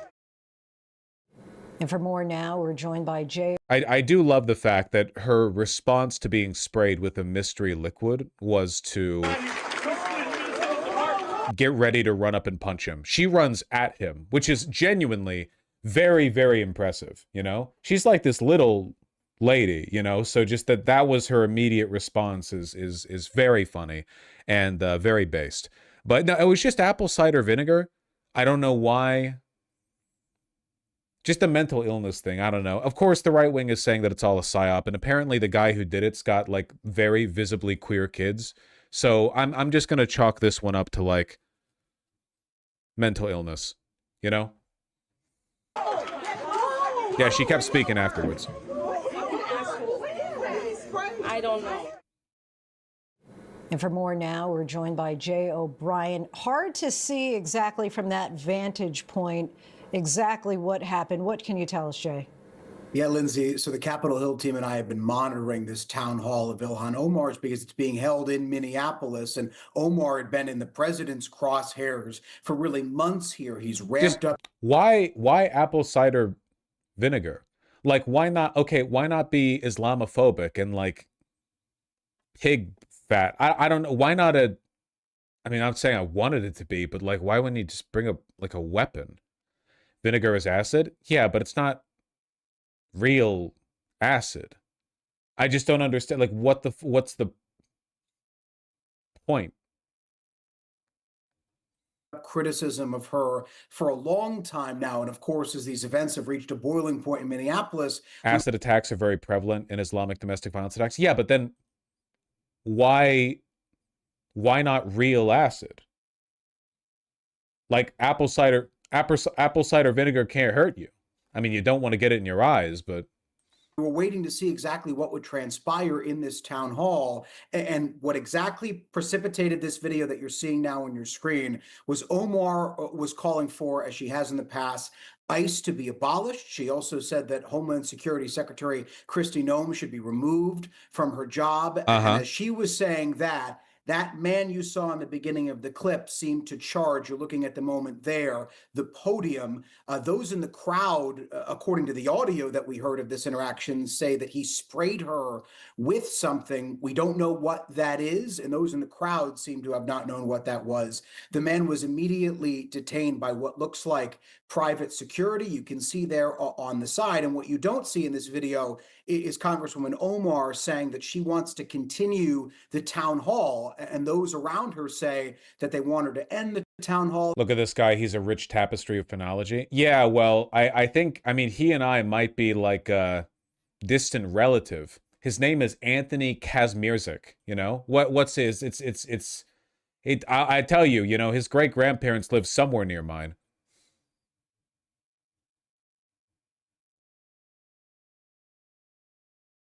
Funnily enough, the Justice Department has actually brought charges against him. I'm genuinely a little bit surprised. I kind of figured the Justice Department would, like, refuse to charge him to be spiteful, but I guess they're just going through with this one. All right.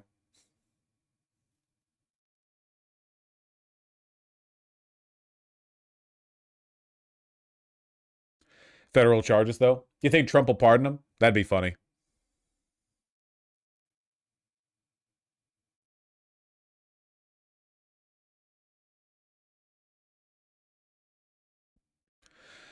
Trump said, I don't think about her. I think she's a fraud. She probably had herself sprayed knowing her. Ah. My beautiful, beautiful country. Look at the guy's kids. That's crazy. People are saying this is evidence of it being a psyop, but there's actually nothing on Earth more likely than a guy like this having leftist kids who don't like him. You know? Yeah, like a conservative dad has never had queer kids. You know what'd be even funnier? What if they were right-wing? Who knows? What if they're like that really performative racist goth e-girl thing where they like dress themselves in progressive aesthetic, but then they go to grift money off conservatives who desperately wish they could get leftist pussy? Clans femme? That's a funny term. Clans femme. That's good. Probably not. I don't want to smear these kids. They're probably so fucking embarrassed right now. They're in college. People are going up like, hey, isn't this your dad? And they're like, yes, I don't want to talk about it.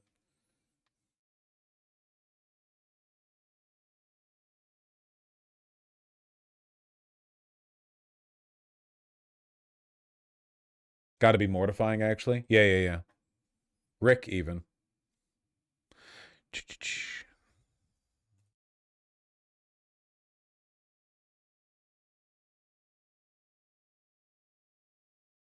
Thank you. Okay, we're getting through the easy ones first. God, I wish I could breathe through my nose. Wait, are they even queer or just punk? Did you see the picture?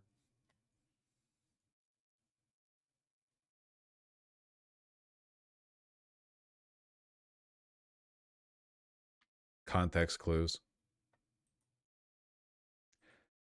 Speaking of the picture, you guys see this? This one's so goddamn good. One of the many Trump fundraising emails. They're developing tactics that I will be employing in future streams. I reached out last week about my citizens only survey. Your file says you're a top MAGA patriot, but my records to my survey still say response pending. Don't tell me you're an illegal alien. That cannot be true. This is your final moment to prove me wrong, Brian, or name here. Please, are you a proud American citizen, or does ICE need to come and track you down? Take citizens only survey. This took someone 10 minutes in Microsoft Paint. You know this melted the brain of at least 5 million Americans. So many scared boomers right now. Dumb animals. God. It does sound like a joke. Is this real? Yeah. Oh, no. This, yeah, it's a one of Trump's affiliated orgs fundraising emails. Yeah.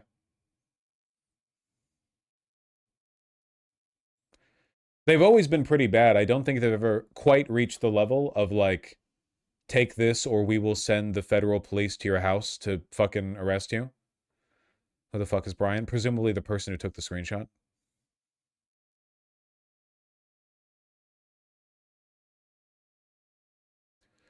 You laugh, but a lot of 80-plus-year-olds with dementia would fall for this and give Trump all their money. No, no, no. I know. I'm fully aware. Don't worry. I'm fully aware. Don't you worry. Don't you worry. Insane, though.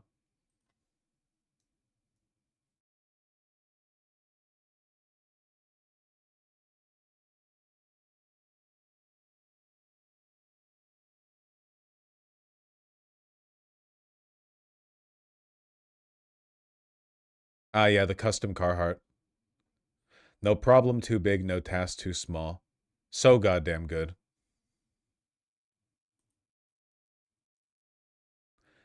This is what being mayor is all about. How'd this actually get made? Wasn't it a Brooklyn-based clothing alteration company did this? It wasn't Carhartt itself, but they edit Carhartts. I mean, people love custom Carhartts, right?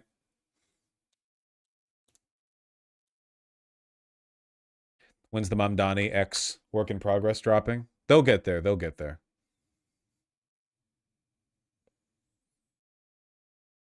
When are you buying Mamdani merch? It's not. There's only one. It looks good. Adam's budget crisis. They handicapped their guy.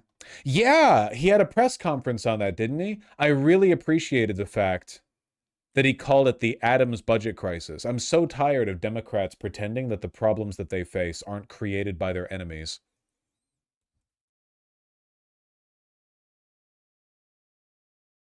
Let me see if I can find this.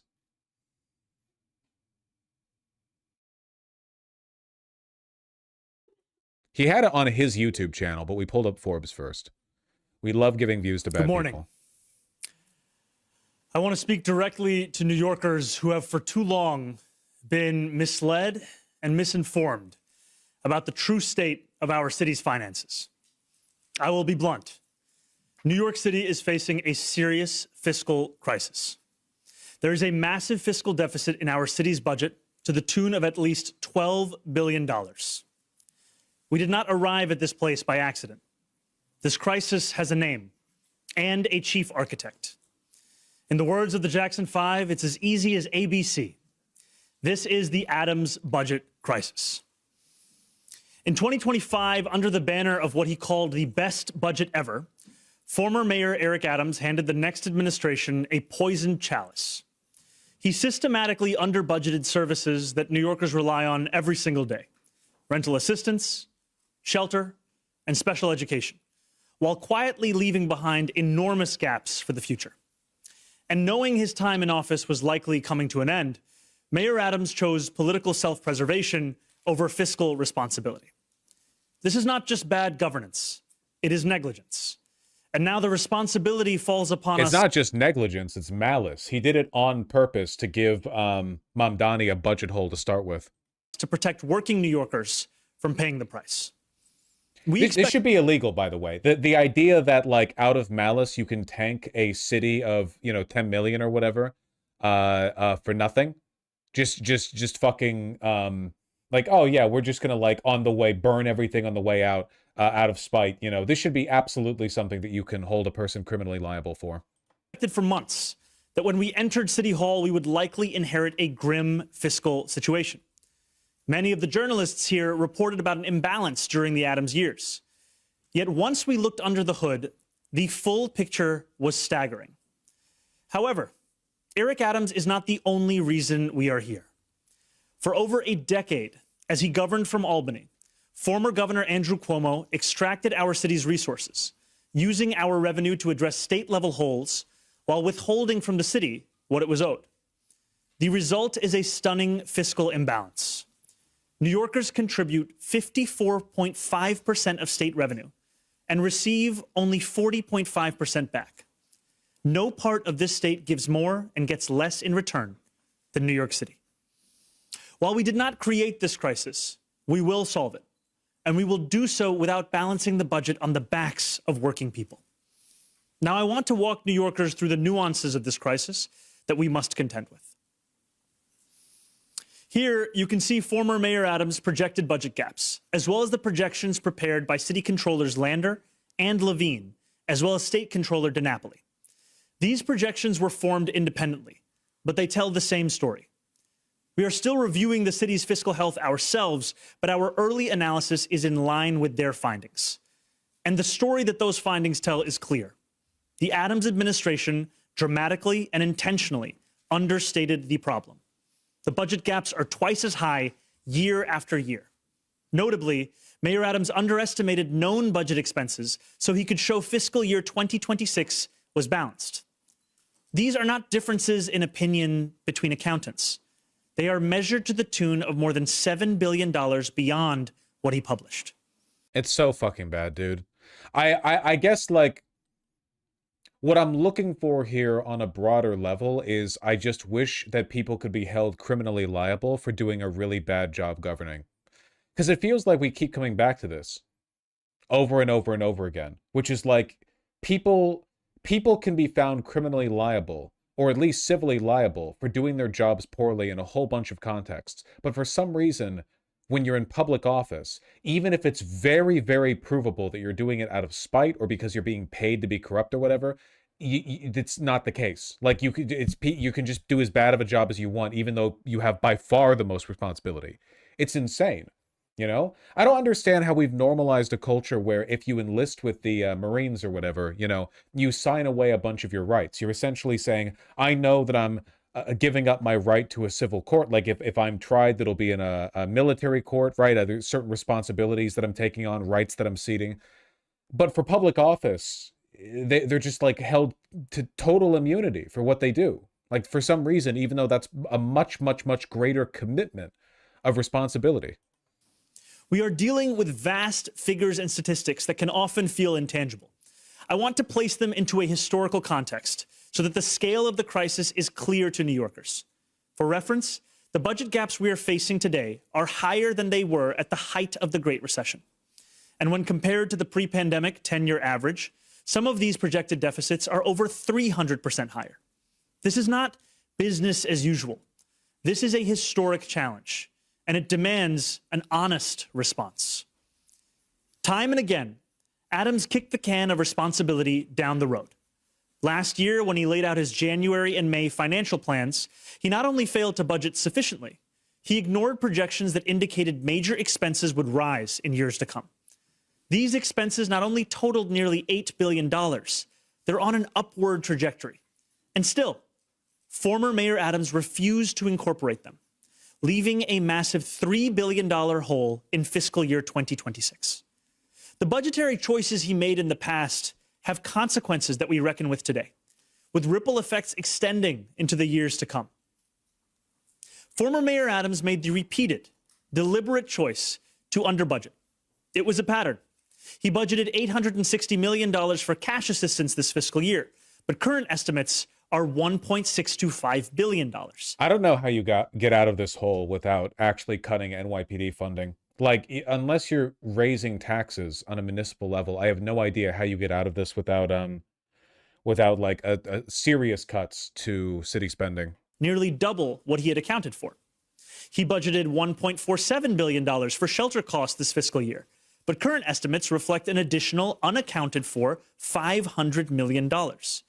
He budgeted paltry fractions of what was actually required, undermining the city's ability to fulfill its promises. These are not optional services. They are critical responsibilities of city government. Let's talk about the state and city imbalance. In fiscal year 2022, New York City sent $68.8 billion in revenue to Albany and received $47.6 billion back. That is more than a gap. It is a $21.2 billion chasm, and it can no longer be sustained. It is measured in city schools that could have more teachers, parks that could have more staff, playgrounds that could be built across the 5 boroughs. That $21.2 billion gap occurred because over the decade Governor Cuomo was in office, the state saw our city as a place from which wealth could be extracted without recognizing the needs of that same place. New York City is the economic engine of this state. While we contribute the majority of state revenue growth, we do not receive the same proportion of state funds. This is actually an issue literally everywhere in the country, where cities produce the most wealth by far, and then a disproportionate amount of that wealth that gets sent to the state then gets distributed into these shithole suburban and rural communities that are really expensive to upkeep but produce very little money. Like, suburbs are very economically unproductive because the size of the properties and how spaced out everything is means you have to pay a huge amount for municipal services to cover a relatively small number of people. It's a problem everywhere. Every time this happened in LA, it happens in Washington. Every time I drive out of the city, and in the city, I see the state of disrepair, the bus stations, whatever. And then I drive out into some like suburban, exurban community or whatever, and they have brand new bus lines. And I'm like, how many people are even using these? You know, you can't, this is not a problem that you can fix by just dumping money into local services, you know? Are they justifying this? From fiscal year 2010 to fiscal year 2022, a period where Andrew Cuomo served as governor for almost the entire duration, state revenue grew by $48 billion. New York City alone generated 64% of that growth, or $31 billion. But when expenditures increased by $36 billion, New York City received only 42%, or $15 billion. Annually, that is an $8 billion shortfall of what our city was owed. Our city is one of multitudes, containing both incredible affluence and tremendous needs. And for too long, only half of that equation has been met.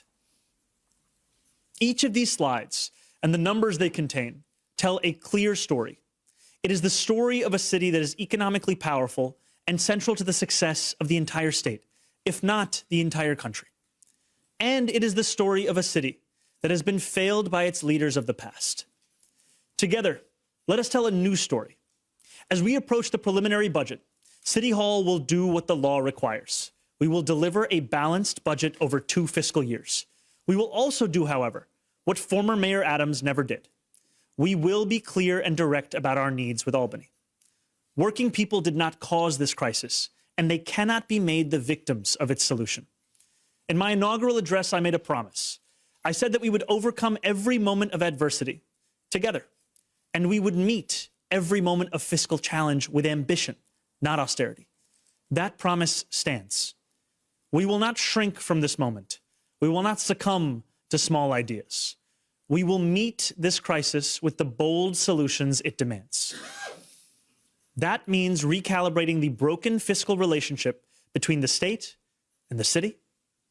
And it means that the time has come to tax the richest New Yorkers and most profitable corporations.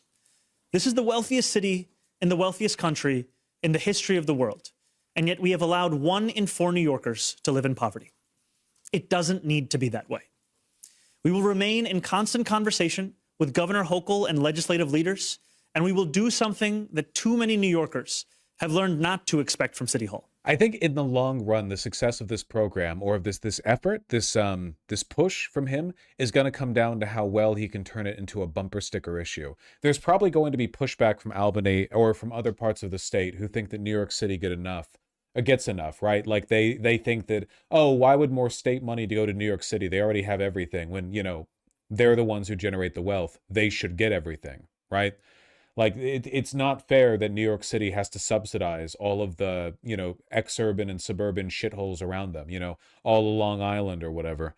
It's just not fair. And it's not sustainable. People should live in cities. Cities are beacons of civilization. Cities are the social and infrastructural model that allows for modernity. You can't have modernity if you want to go live out in the sticks. If you want to go live out in the sticks on your own, then fine, but you have to leave modernity at the door. You're not getting sewage. You're not getting water. You're not getting power. You're not getting paved roads. If you want to go live rural-like, then go live rural-like, but stop stealing money from people who are willing to live in cities so that you can, you know, enjoy the amenities that are meant for people in cities.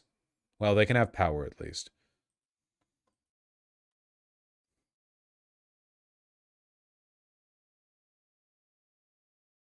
We will be honest, transparent, and we will communicate the decisions we're making and why we're making them. We have inherited a crisis from the past, New York, but it need not define our future. From this moment of hardship and chart a new course for our city. It will be difficult, but anything worth doing always is. Thank you. What the fuck are you talking about? A city's budget doesn't need to balance? Yes, it does. Cities don't have a Fed. They can't print more money. If a city is in debt, they're in debt. Like they literally just can't pay. They don't have the money. They have to borrow. They're not a country. I think small towns and rural areas need water, power, sewage, etc. Come on. If you genuinely, if you want to, look up Strong Towns videos on how much of an economic hole suburbs are. I'm being real with this. Okay? If we, there is a finite amount of economic productivity in the world. And yes, we are not playing with a full deck because a bunch of it is being siphoned off so that the 0.001% can play financial games. I acknowledge that. But in terms of just man hours, sustaining certain levels of infrastructural development for people who choose to live in suburbs, exurbs, and rural areas is so much more expensive than maintaining it in densely packed urban areas, you know? Small towns are fine, but if you want to take a look here, you know what? Hold on 1 second. 1 second. Hold on. 1 second. Small towns. Fuck. Is it not just bikes that I'm thinking of? No. It's Strong Towns. Strong Towns budget. Please, please, please let this have what I'm looking for. Show me the graph. Show me the graph. Show me the... Covers the rest of the image to show that. The models made by Urban 3 show that a mixed-use business district carries the rest of the city. While someone on the outskirts may believe that they're paying their fair share in taxes and that they are the reason why their town is doing well, it's the mixed-use business district that covers the rest of the city's expenses. Look at that. If you're in a low-density residential, for the town they're analyzing here, this is the only place where the tax revenue that you get is not covered by the cost of the move your cam. Yeah, you're only missing one block here. This comparison shows the total taxable value of an area, the gas tank, if you will. You can see the Biltmore Estate, which is America's largest home, looks like the most productive place on the map. But if you adjust this for value per acre, you'll see that its massive footprint mitigates that value. The most productive places are in the center of town. If you look at this from a 3D view, it becomes even more clear. If a city is evaluating how to develop a piece of land, places are in the center of town. If you look at this from a 3D view, basically every town in America looks like this. Well, basically every town on Earth looks like this, but the problem with America is that it's very disproportionate. Like even more so here, we have more of an issue with it. Where you have, so everything here that's yellow, more or less, is economically productive, you know? Hello, hello?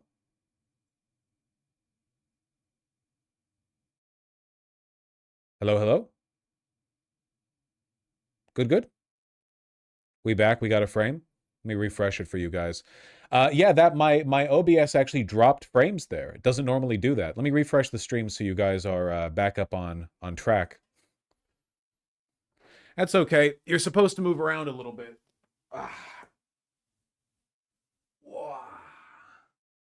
Gotta do a little.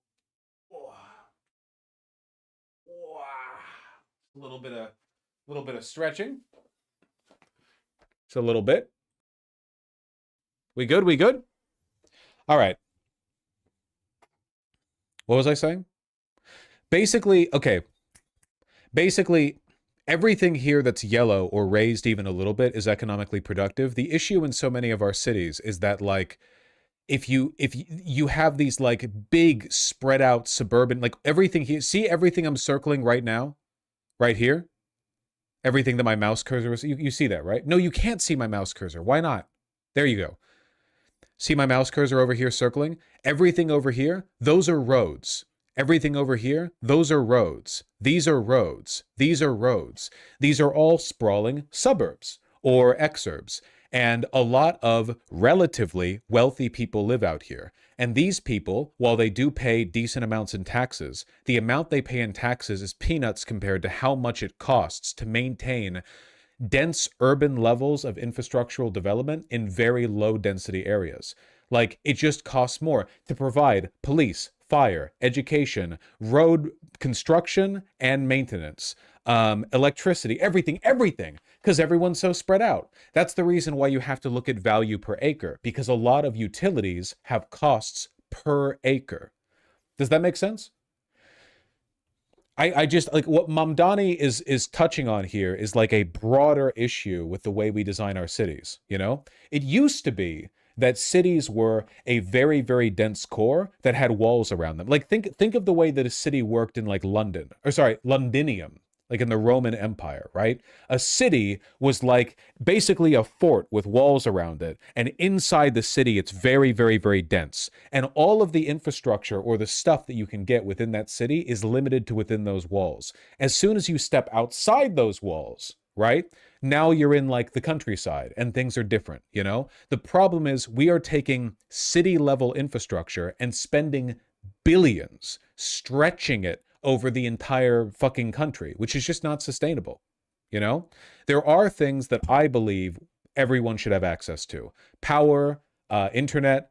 I think it'd be nice if we could get everyone connected to sewer. One of the big costs is roads. Roads are insanely fucking expensive to build and maintain. A bunch of stuff with housing, a lot of the more finicky stuff, really, really, really difficult to maintain for these big sprawling communities. Small towns are fine. Like a small, densely packed town, totally okay. There's nothing wrong with those. But I guarantee you, like if we took a look at Albany's budget, where the money is going, I guarantee you the reason New York City is getting such a disproportionately low amount of money compared to how much it contributes is because New York City is disproportionately urban. The vast majority of New York City is dense and urban. So more of that state money is being directed to communities that have much, much, much, much lower population density. And this is a problem everywhere, right? Not just in NYC. It's a huge problem in LA. It's a big problem in Seattle. It's not good. Another good way to fix this, by the way, like another good way to address this, I'm not saying everyone needs to live downtown. We need to go back to building new city cores. Like, in a lot of places in America, we just don't build new city cores anymore. We don't build new cities. All we do is continue to extend out new suburban developments further and further and further out into the wilderness. Why can't we build a new city core? Like, why does everything have to radiate out from one downtown? There can be multiple downtowns. There is literally no reason why there has to be just one downtown. Isn't that like weird to think? Like, there's nothing innate about it. Does that make sense? Like, why does there have to be one? Tokyo's all downtown? Yes, it is. Look, Tokyo population density map. Look at this. It's fucking insane over there in Tokyo. Oh, that's a really low resolution image. Tokyo population density? The answer is yes.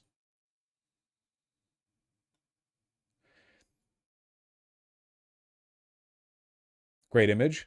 This is a slightly better one. See the dark blue? Like the whole city is super densely packed. Vancouver, if I remember correctly, has multiple town centers.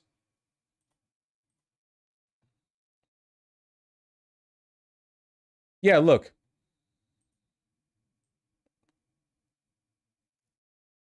See? The dark red spots over here. You have like, you've got here in North Vancouver and here and then here and here. And even this area is pretty dense. Yes, it's good, but there's still too much suburbia. I've never been there. All I know is that I know Vancouver is known for having multiple like dense, you know, downtown areas, basically. Sorry, I'm not trying to turn this into a generic urbanism thing. I think it's important to understand that what's happening right now with New York City is just a specific example of a broader issue that we have with the way we design our cities, you know? We'll have 3 questions with both the first deputy mayor and the director of the budget. We'll start with Annie right here. Thank you. Hi, Mr. Mayor. Hi, Annie. How are you? Good, thank you. Part of the budget gap that you've criticized from the previous administration comes down to the city FEP's ballooning spending for the comptroller's analysis. Do you plan to accurately reflect those costs in the preliminary budget? And would you continue the last administration's litigation to stop an expansion of eligibility for that program? And then second budget question, do that now or later? Let's first start with your first question, then go to your second, so we can make sure we answer it fully.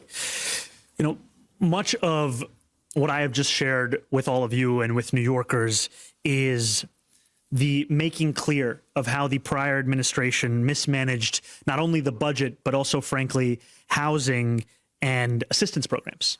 And as we assess the state of the city's fiscal health, we have requested more time to work on a settlement in the city FEP's case. Looking forward, we want to make sure that we balance New Yorkers' access to medium and long-term housing while also crafting a sustained and balanced budget. And throughout all of this, we are looking to be honest and direct with New Yorkers. We are not looking to play the kind of financial games that have often come to characterize these budget processes. Settlement expand eligibility or no? I think right now, those conversations are ongoing. Just on efficiency, you've been critical of the past administration's cost cutting, but you also said you will find efficiencies. What, if any, cost cutting measures are you looking at? What's on the table? Are things like agency cuts or eliminating vacancies, which the past administration has been criticized for, on the table for you? I think there is a difference between pursuing savings and efficiencies and pursuing austerity. And we are going to pursue every single saving and efficiency that we can find. And we're also going to do so in a manner that does not come at the expense of working New Yorkers. When we are looking at such a clear and explicit picture of gross fiscal mismanagement, it is also clear that that extends to other expense decisions that were made.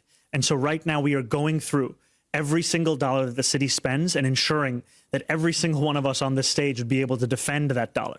Because this is so refreshing. Yeah, it's so nice to be reminded that it is actually possible to do stuff with a government, you know? If good, intelligent, competent people get in, it's good to know it is actually possible to use the systems for good, which is why they didn't want him to win, obviously. Like, the powers that be want you to be disillusioned and apathetic and to believe that all politicians are equally incapable of doing anything, so you can just let them roll over you.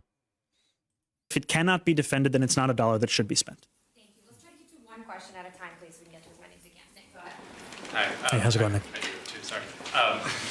Let's do one for now, just so everybody can get a little Fred. Thank you. You're describing this sort of fundamental relationship reset that you want between the city and the state. I imagine it would take more than just these 2 tax increases to achieve that. So, I mean, is there more that you're expecting to ask for in terms of long-term, resetting just beyond that? No, we are speaking about a fiscal crisis at the scale greater than the Great Recession. And so there will not be one single thing that can answer that crisis. It will require us to pursue every single avenue. That means looking inward into savings and efficiencies. That also means raising taxes on the wealthiest New Yorkers and the most profitable corporations. And it means recalibrating the relationship with the state. We are looking for what New York City is owed. And what we have found in almost the entire duration that former Governor Cuomo was at the helm in Albany was the shifting of that relationship into one that is stunning in its imbalance. And so there are a number of specific things that then Governor Cuomo did in shifting those burdens. There are sadly too many examples to be able to cite with you today, but it does leave us with many options for how we can bring this back to what is deserved. Yeah, we'll go Jeff right here. Hey, Mayor. I'm wondering about the wisdom of calling on higher taxes for wealthy corporations when the governor has been clear that that is not her priority and she's not interested in that. And I wonder if that will leave the city in a difficult position if politically you are unable to get those things done. I think what we're seeing right now is that the city is in a difficult position.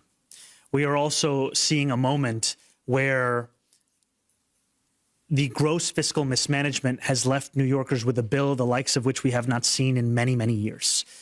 And we have seen in the politics of the past that in moments such as these, we ask those with the least to bear the greatest burden. And we know that here in the wealthiest city, in the wealthiest country in the history of the world, that we can not only put our city back on firmer financial footing, but also build a stronger city for everyone. Its wealthiest residents. We are going to deliver a preliminary budget on February 17th. And when we do... That is the exact information I was looking for. I can't believe that I scrubbed to the exact point in the video where he said that. I'm really interested in seeing what that budget looks like, because there is no way to compensate for this massive shortfall without some really, really interesting cuts. So I'm going to... I'm looking forward to that one. Very, very, very much looking forward to that one.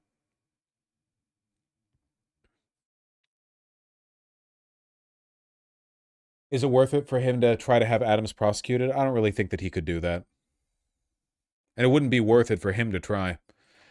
Man, I really want him to succeed.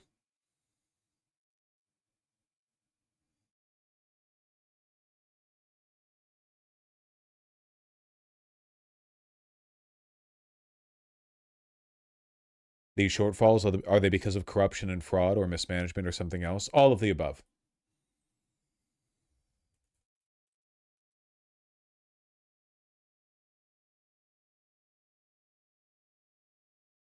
Okay, clear this, clear this. Man, I'd love to be able to breathe through my nose. That'd be so nice. That'd be so cool.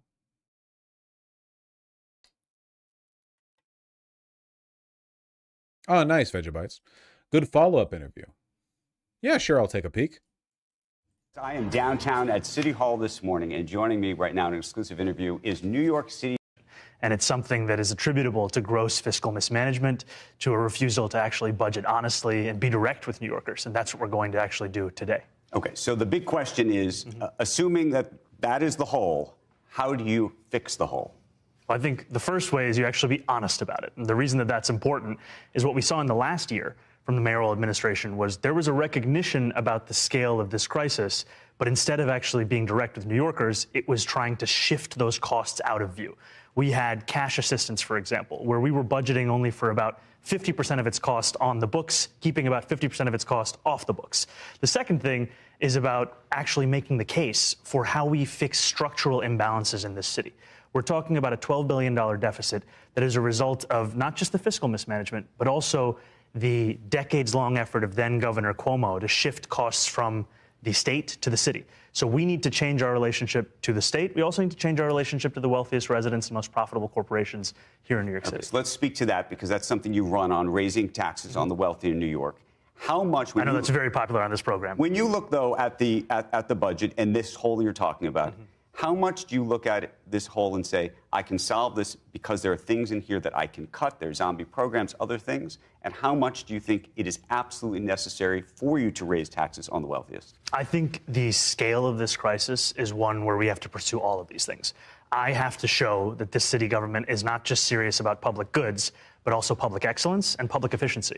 And so we have to make sure every dollar that's being spent is actually being spent in a worthwhile way. I'll give you an example. The previous administration launched an AI chatbot that is basically unusable, cost the city close to $500,000, right? That's the kind of money that is going down the drain. At the same time, $12 billion of a fiscal deficit requires the kinds of increased revenue on the top 1% of New Yorkers who make $1 million a year or more, increasing their taxes by 2%.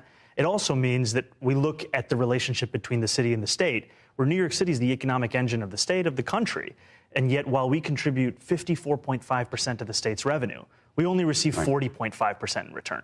And if we had actually bridged that gap over the Cuomo years, we'd be talking about receiving an $8 billion additional every single year.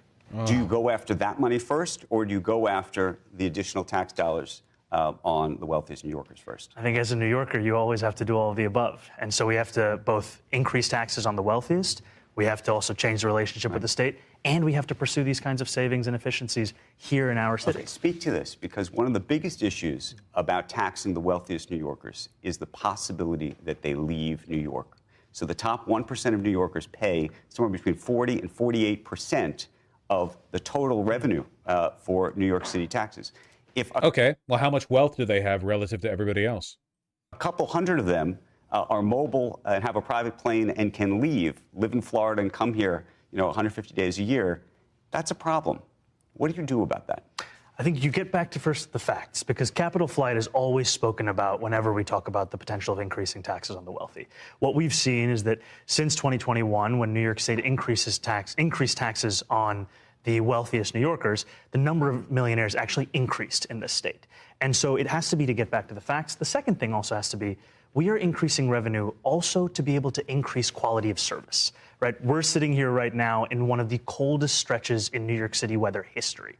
One of the reasons... You do hear wealthy people say simultaneously, like, oh, we're leaving X city because they're overtaxing us. But also, we're leaving X city because there's homeless people everywhere. It's like, buddy, do you want to be taxed so that your money can pay for social services or not? What do you want? Do you want to live in a city with no money or with too much money? What are your priorities? Stupid. Stupid. Stupid, and we're moving on. And also, I can't breathe through my nose. Ah! So frustrating. All right. What are these tabs? 9 people were killed by ICE this month, and you're throwing me out while I'm reading their names? How fucking dare you! Swazi, I know you voted to increase ICE funding, so I wanted to get something for you. This is an adult diaper for when you pee yourself. You're the type of leader we need right now. Someone who soils themselves with ashes around. I didn't know we were doing gifts up top. I actually also have some gifts. I have some knee pads for you. You can use these while you blow Donald Trump. I just would like to say really quick, as a Jewish man, I have never felt safer than when there is a masked Gestapo in the street. Tell good you made a mistake. Tell Alex Penny you made a mistake in expanding funding of ICE after Renee Good had already been shot in the streets. Nobody could have predicted that ICE would have been killing innocent people. The only way we can fight anti-Semitism is by aligning ourselves with white supremacists. Alex Peretti, Renee Good, Keith Porter. I'm reading names of people killed by ICE. You're gonna touch me? You're gonna touch me? Alex Peretti, Renee Good, Keith Porter, Parity Law. These people were killed by ICE this month. Are you're gonna throw me out? It's crazy how it doesn't even look like he knows how to respond to being despised by these people. This guy, he's a conservative Democrat. He voted for the Lake and Riley Act. He voted to censure Al Green, who spoke out during Trump's State of the Union address. He voted for the funding bill for the DHS to massively increase their funding, though he later said he regretted doing so. And the only reason he said that, of course, is because, like, the optics on this have shifted so far. Yeah, he's the enemy, right? Deep state, cuck. Yeah, horrible guy. Are you're gonna throw me out? These people, 9 people were killed by ICE this month, and you're throwing me out while I'm reading their names? How fucking dare you? Thank you. Thank you. Thank you. Don't forget AIPAC. Oh, I mean, yeah. Anybody who would vote to increase ICE funding from the Democrat side is definitely going to be a, AIPAC stooge. We have so many fucking NPC lawmakers. It's not that they're NPCs, it's that they're like evil fucking, apertures of the deep state. And they don't really care about you, so they don't want to engage with the very human emotion of people being Yeah, he's just a demon, Jesus Christ.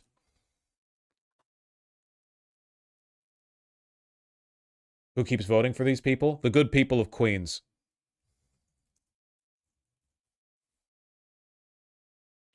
Let me see if I can find... It's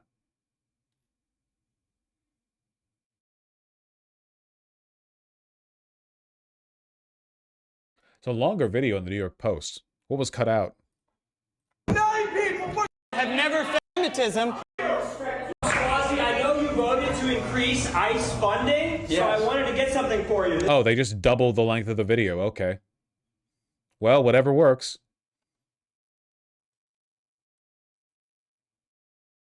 I just got back from Washington from one of the toughest weeks since serving.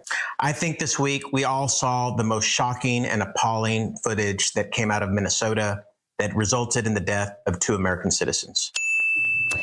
That's Democratic Congressman Vicente Gonzalez, who along with 6 other House Dems helped pass legislation that funded ICE to the tune of $10 billion.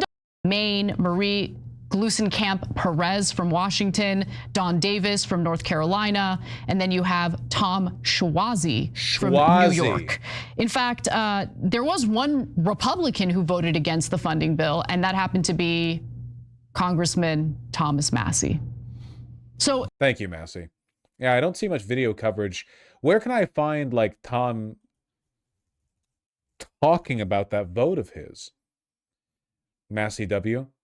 He's been racking them up. He's been racking them up. Yeah, I don't think he's done like a video interview, which is insane because I know people have been reaching out to him after fucking voting for DHS funding, you know? Mm-hmm.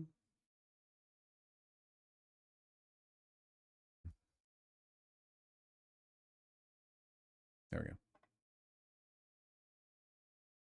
It was a post, not a video? Yeah, but you know he's been getting reached out to for interviews, right? No way he wouldn't be.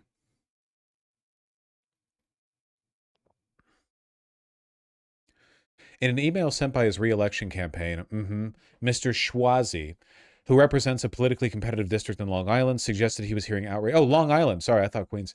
From his community about... Well, wait. Technically... Wait, where does he represent?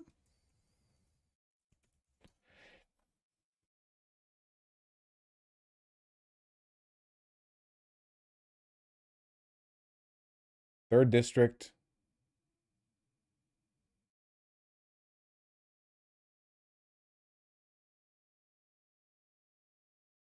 Okay, yeah, that does include. Yeah, okay, yeah. That's Long Island, but it includes, see, it juts into New York. Whatever, anyway, not relevant. He was hearing outrage from his community about the vote and had come to regret it. He said he fell short by not taking into account the Trump administration's immigration crackdown in Minneapolis. What? He fell short by not taking it into account? Oh, yeah, sorry, I failed to account for the massive, ongoing, enormous, like the one thing everyone on Earth is talking about. I forgot about it. I failed to view the DHS funding vote as a referendum on the illegal and immoral conduct of ICE in Minneapolis. I hear the anger from many of my constituents, and I take responsibility for that. Jesus Christ.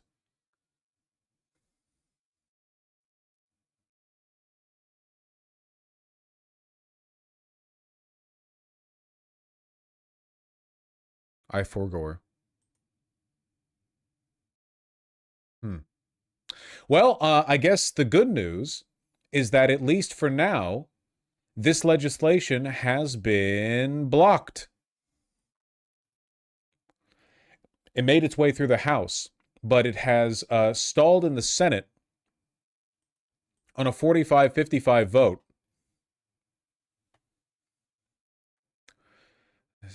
Negotiate with Republicans, new restrictions. We're coming up on another government shutdown very, very soon when money runs out on Friday.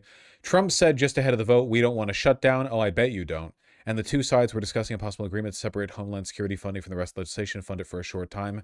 Shut down the government. Make Donald Trump write more super checks for the ICE agents. Nothing would put more pressure on ICE right now, in addition to everyone fucking hating them, than Trump going out there and doing a speech about how he's only funding them and every other federal worker has to deal with no paychecks.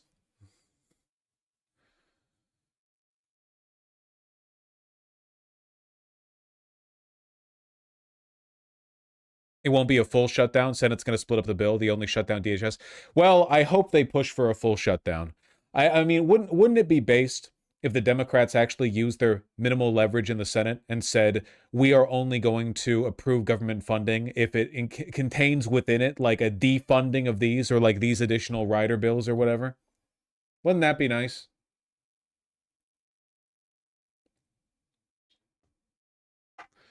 Wouldn't that be nice?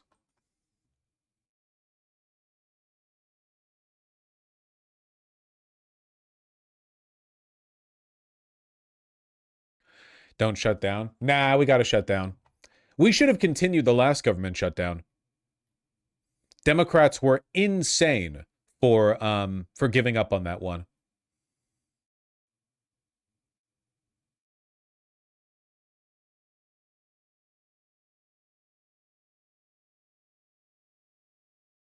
cuck ass. Hold on. We need a video on this electoral bullshit. I can't breathe enough through my nose to cover all this.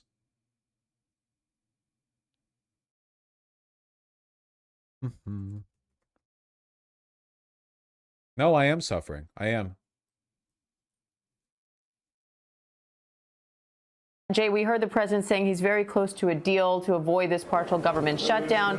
Tell us about the vote that just happened. Till next time. Yeah, so there was a procedural vote to advance legislation that would avert that shutdown and fully fund the government, and it just failed on the Senate floor. Remember, this is a package of 6 funding bills that cover a number of different functions of the federal government. Some of the government has already been funded since the last shutdown, but these 6 bills would fund the remainder, things like paychecks for U.S. service members, programs like Head Start, funding for the NIH, the CDC, the list goes on. And inside this package is also funding for the Department of Homeland Security. And given the situation on the ground in Minneapolis and ICE operations across the country, that has been a serious flashpoint, particularly for Democrats who have said that they will not vote for this funding package if that DHS funding is included and there are not reforms to ICE. And so this procedural vote goes down because Democrats don't support it, while there is that ongoing negotiation between Democrats and the White House as to what ICE reforms the White House might agree to, and maybe stripping this DHS funding out of this package of those other bills and passing those other bills and haggling on the DHS funding separately. There was one more major data point on the Senate floor that just happened, which is that 7 Republicans voted against this package. Not just Democrats, 7 Republicans voted against this. And we just caught up with one of them here in the hallway moments ago, Rick Scott of Florida, who told me and other reporters that he is upset about the current stance that Republicans in the Senate are taking, the idea that they would strip this DHS funding out of this package of those other bills and potentially negotiate with Democrats on changing the legislative language in that funding package or look at other reforms to ICE. So what you're seeing at this hour is growing concern amongst Republicans about those negotiations between the White House and Democrats. So that complicates this situation politically for the president and Senate Minority Leader Chuck Schumer. Sure sounds like it. Jay O'Brien on Capitol. Oh, I thought by 55-45 they needed 60 and were 5 short. They're much further away. No. Yeah. It's 55 against. What is the YouTube short? We have a special guest here, and we want to make a toast to the Secretary of Treasury, Scott Bessent. Oh, yeah. So let's give it up for the man who is eating in peace as people starve across the world based on his sanctions, which are economic warfare. Of course you're going to boo this. It's the truth. He oversees the death of 600,000 people due to sanctions annually. And this president, let's cheers to the Monroe Doctrine. Trump today said that Venezuelan oil. Why are people booing this? What kind of restaurants do you think members of Trump's administrative government go to? And you have no idea how ignorant you are. Ignorant. You are responsible for. It is funny though, because Bessent is probably like the least morally bad of all the people in the administration because he clearly doesn't want to be there. Like he looks uncomfortable every time he's in front of a camera. He's clearly just trying to like move through every interview. He hates his fucking job. The death of 600,000 people annually because of sanctions. How many people are going to die because of the blood is on your hands? The blood is on your hands. You should be ashamed. So cheap. Oh my god, this is from Code Pink. They're mad at like Russian sanctions or whatever. Ah well. Whoever's harassing them, I don't care.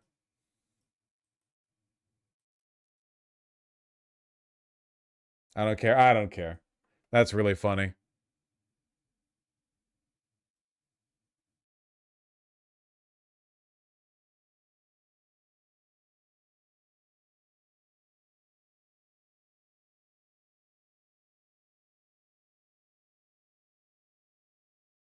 He had no staff to complain for him. Yeah, they don't all have, like, security details. ICE is going to hit Ohio's Haitian community. Nice, nice. Fun. Bracing for a 30-day ice surge. Fun, fun, fun, fun, fun.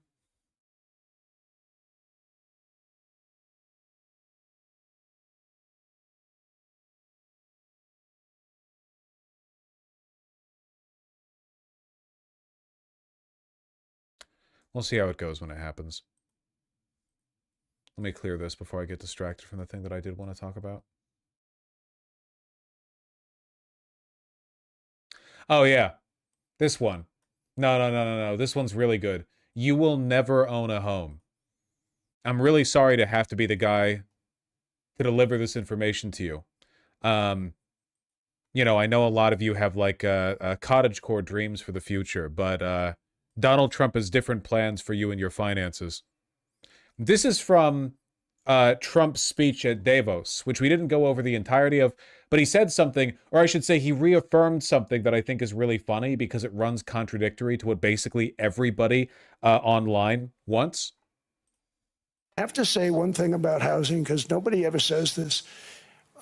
I am very protective of people that already own a house, of which we have millions and millions and millions. You're not supposed to admit this, by the way. You're not supposed to say this out loud. And because we have had such a good run, the house values have gone up tremendously. And these people have become wealthy. They weren't wealthy. They become wealthy because of their house. And every time you make it more and more and more affordable for somebody to buy a house cheaply, you're actually hurting the value of those houses, obviously, because the one thing works in tandem with the other. And I don't want to do anything that's going to hurt the value of people that own a house who, for the first time in their lives, are walking around the streets of whatever city they're in, very proud that their house is worth $500,000, $600,000, $700,000. The fact that we treat housing like a speculative commodity when it's actually a thing that you need to live is insane. It would be like deliberately producing fewer pacemakers than you need so that all of the boomers who have pacemakers, the value of their pacemaker goes up, but then it doesn't matter because the pacemaker's like in their chest. They can't like take it out or whatever, so they just have it and they just get to like feel good because they have an expensive pacemaker. Well, a bunch of other people don't have pacemakers at all, and they're like, well, you know, as bad as everything else is, at least this thing in my chest that I can't take out is worth $800,000. Now, if I want to really crush the housing market, I could do that so fast and people could buy houses, but you would if I wanted to make housing affordable, I could, but I won't. Destroy a lot of people that already have houses. In some cases, they've mortgaged their house, and the mortgage would be very low. And all of a sudden, the mortgage, without any changes, becomes very high, and they end up losing the house.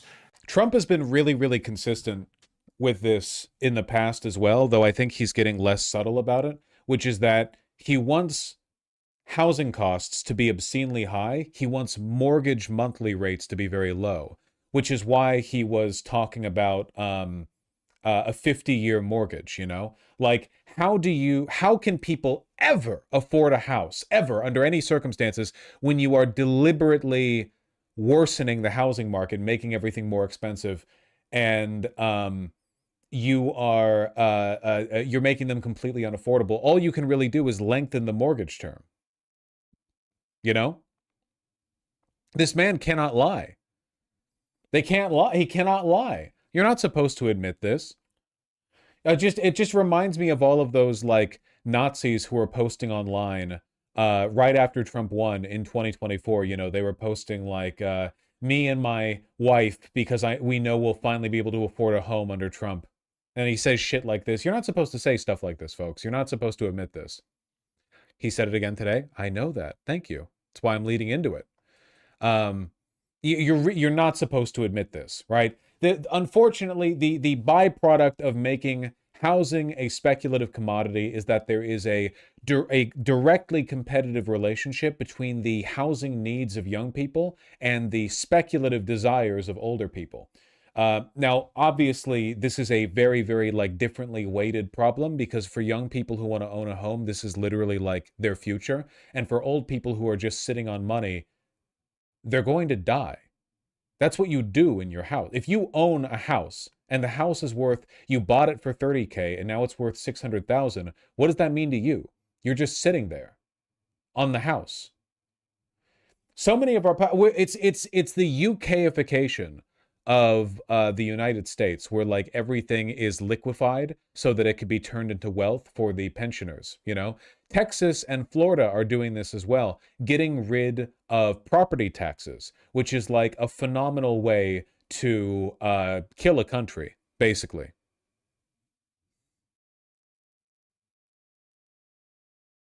He said this too at Davos. Homes are built for people, not corporations. Yeah, but this is low IQ slop bait for people who don't understand how the housing market works. People think the housing market is expensive because BlackRock is running around buying up all the houses. The actual reason the housing market is expensive is because the president of the United States just admitted that he wants homes to be expensive. Like, what do you, like, what? We're tired of the housing prices being driven up by corporate speculation. We're only going to have them driven up by individual private speculation. What? Doesn't BlackRock or all those like real estate investment companies, the only reason they're even buying into the housing market is because people like Trump are making it so expensive and making the cost go up so much. Like they're turning it into a valuable asset. You shouldn't be able to speculate. You know where people aren't speculating on housing, I bet? Fucking Japan. Because they're not having any more people because no one over there fucks. And they build a fuck ton of housing. What kind of idiot would speculatively invest into housing in Japan?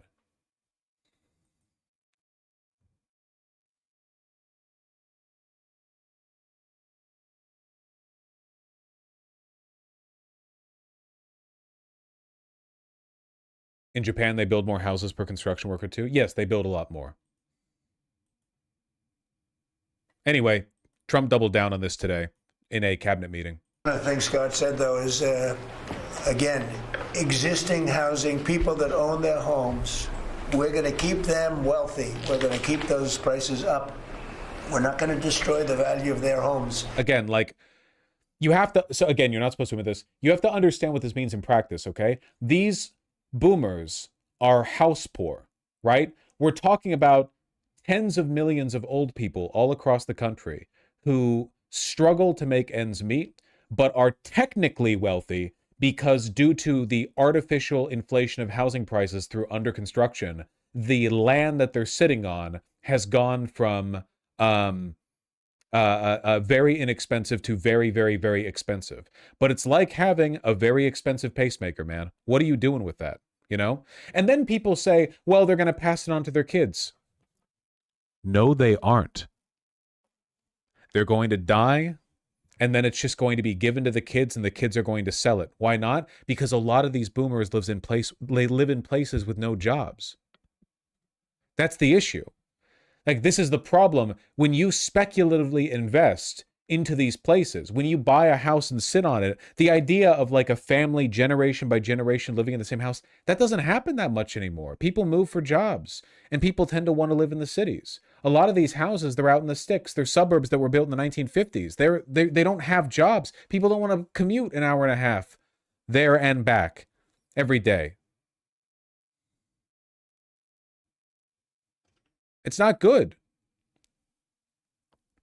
They're also going to try to sell it to pay for retirement and healthcare. Right, well, that's the problem. It's a bubble. Who do you think's going to buy?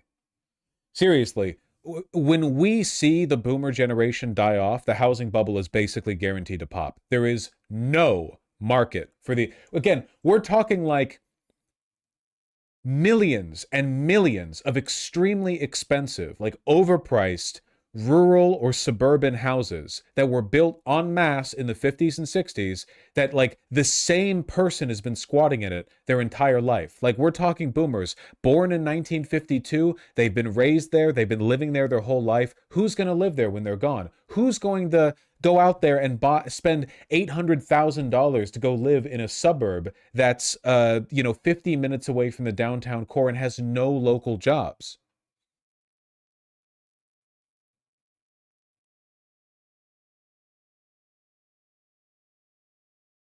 Who's buying these houses? Nobody is. You know the average... Have you seen charts on the average age of new home buyers? Hold on. Average age of home buyer.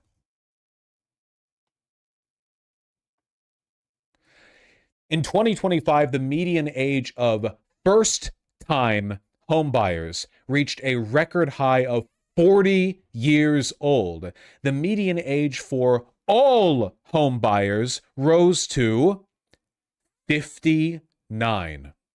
The median age for all homebuyers, 59. And that's not some big corporate exec sweeping everything up in a company or whatever. Again, the vast majority of houses are owned by individual homeowners, or people who own like at most 2 or 3, right? Not people who own 500 or 5,000. Vast, vast, vast majority. Median age, 59. Insane. And a lot of this is driven off speculation. Nobody is going to be buying those suburban homes. God, the data on this is just, it's civilizational collapse, okay? It's beyond the pale. It is insane. Banks are now heavily represented in the ownership of single-family homes. Yeah, because they fucking repossess it. Because nobody buys it. Like they're not, the banks aren't like speculatively investing. They're taking over unfilled mortgages, or like nobody's willing to buy after the owner dies and puts it up for sale. Like they're not getting into it to because they're sweeping up all the houses. They're getting into it because there's no demand for houses at that price. The worst part is the banks don't want them either. No, who the fuck would want that? Who the fuck would want to sit fuck on a bunch of properties that are inflated to like 3 times their actual price at minimum? Fucking massive like property tax just sitting on it.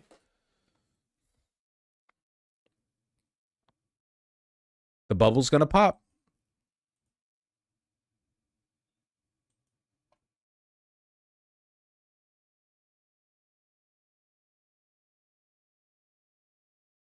If rural and suburban places are dying out, doesn't that actually help long-termish with the urbanization problem you're talking about earlier? Well, not necessarily, because cities are helped out when people move to them, yeah, but what we're talking about here is like a byproduct of a larger issue, which is a systemic unwillingness to build new housing anywhere. Also, cities need to grow. Like, I don't think everyone should just pack themselves up and move into a city, and then the city's population density goes up and up and up. I don't think New York City's population density needs to go up at all. I just think that, like, not on average at least, I just think that we need to build new cities, or we need to build new city cores. Like, don't pile in to increase the density of downtown, increase the density of suburbia. Build, like, build new city centers, you know?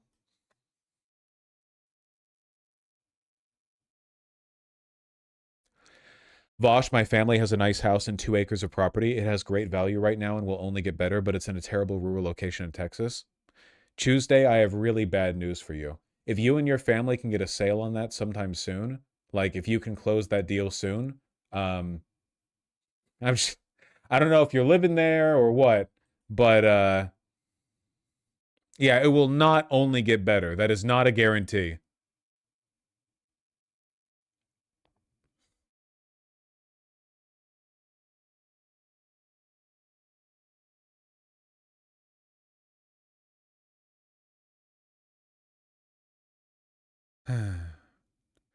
The share of first-time homebuyers dropped to a record low of 21%. Anyway, let's see what Trump said today. Just today. Just today.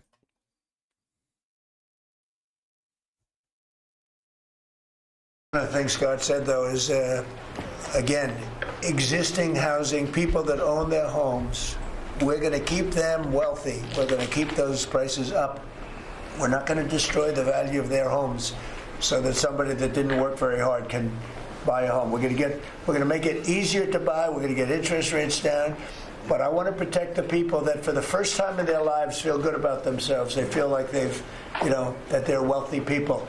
And I want them to. So pathetic. This is the only way to achieve the American dream of financial stability, is just to like sit on a property. Understand it. You know, there's so much talk about, oh, we're going to drive housing prices down. I don't want to drive housing prices down. I want to drive housing prices up for people that own their homes. And they can be assured that's what's going to happen. One of the things Scott said, though, is...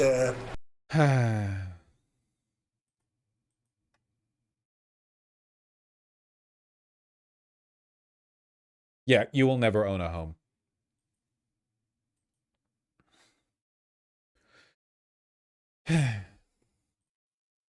Housing prices didn't even drop that much after the 2008 subprime mortgage loan crash.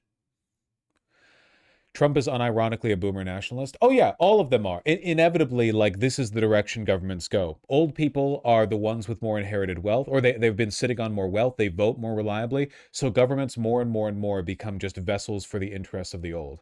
The UK is like, yeah, a certified gerontocracy, has been for a long time. Well, we need to understand, if a civilization is to prosper, we need to understand young people are the future. They are, and they always will be. And when you're old, you're left to the dust. You can still contribute, but you're not contributing by just sitting on a big fucking property and waiting for that shit to like age into dust. If you want to contribute to society, you do that by contributing to society, right? And that's a choice you get to make as an old person. But the practical reality is that for most old people, they take a back seat and they use their accrued wealth or social services or whatever else to just sit back and relax. And you know what? That's fucking fine, man. That's fine. But you are no longer the movers and the shakers. You are no longer the people carrying the flame.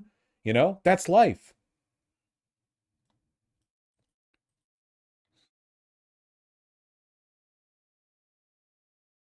It's not a moral judgment.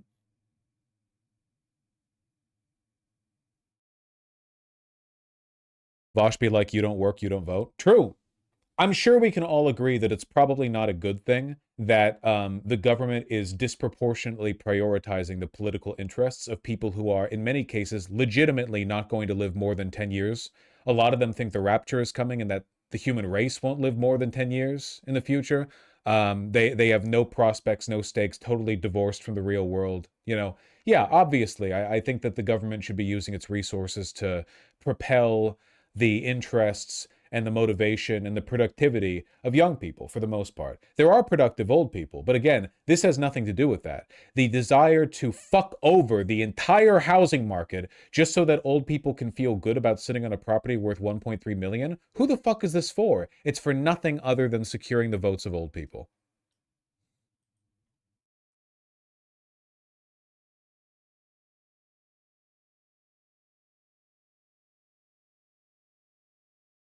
Russia's even becoming like that. Yep. It's this case like all over the world. All over the world. Is the rapture thing a joke? No, lots of conservative Christians believe the rapture is coming. They've been thinking this for hundreds of years. Besant was talking about helping mom and pop landlords who own 12 properties. Yes, that one was super funny. We are going to give guidance at some point to see what is a mom and pop. That someone, maybe your parents for their retirement, have bought 5, 10, 12 homes. So we don't want to push the mom and pops out. We just want to push everyone else out. Incredible stuff. Really tapped into the zeitgeist, you know?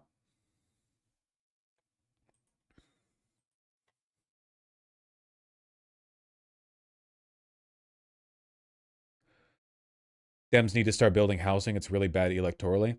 I've talked to you guys about the insane fucking California proposition that locked in housing prices, or like for the purposes of property taxes, locked them in at their rates at like 1976. So there are places that are worth like $2 million, but they're paying like $500 a year in property taxes. Have I talked about this? For some reason, like me, when I just decide to commit budgetary suicide for no reason one day.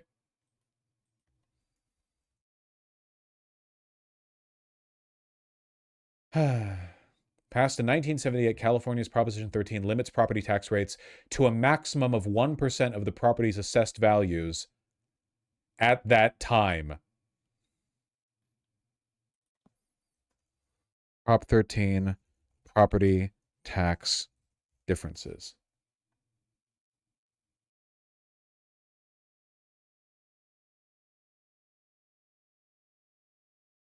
I saw, did anyone see that post on Twitter of a guy that was comparing their property taxes to their neighbors? And because the neighbors had bought their places back before the prop was put out, they paid like 1/20th of the property tax.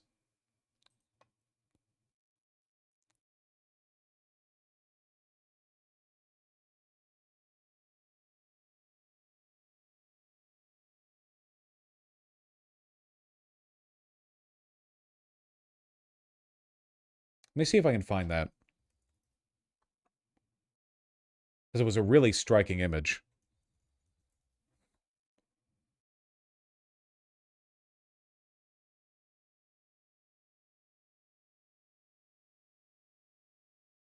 Yeah, here we go. In good old California, in 750 El Camino del Mar, San Francisco, California. Just a clean little $10 million home right here. 5-bed, 5-bath, 4,500 square feet. You know, a little bit valuable. Very good, very good. Let's take a look at its property tax records. Oh, that's interesting. $3,500 a year. It's being taxed as though it's worth $300,000. That's interesting.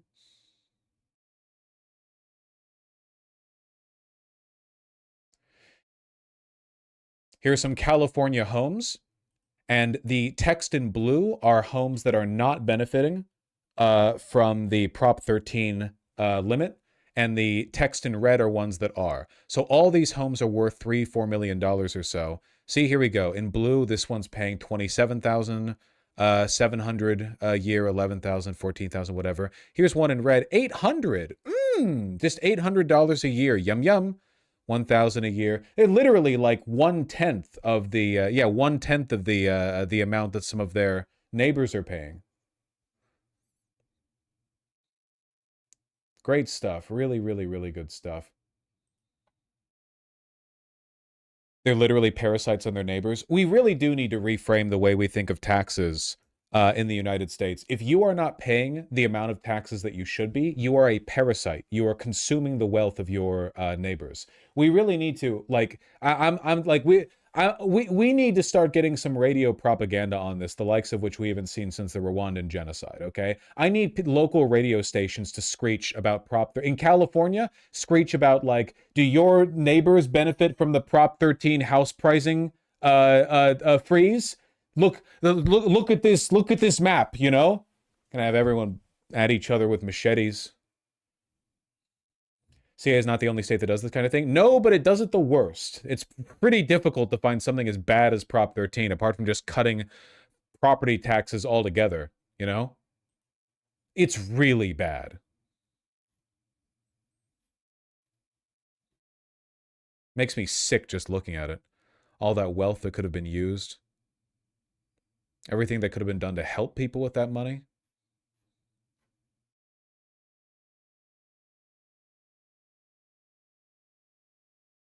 It's just so anti-democratic. Yep. Look at this. Local government revenue.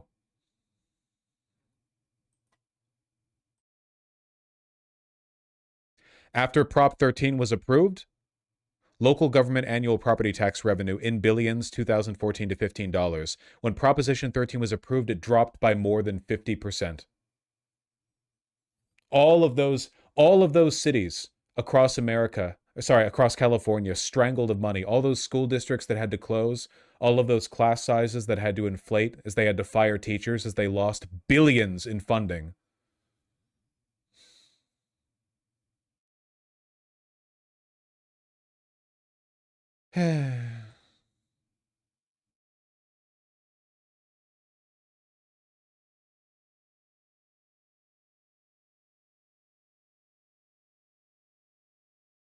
Why aren't there riots over this? Because old people were happy. Because homeowners were happy. And that's all that matters.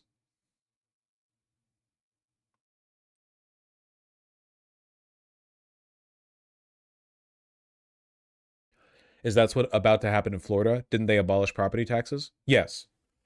Florida has abolished property taxes, and as a consequence, the doom that they were already consigned to creeps ever closer. Yeah, no. Keep in mind that Florida openly advertises itself to a large extent as like a boomer paradise. You know, come and retire there. The weather's good. When it's not, you know, hurricane season at least, which is going to be expanding.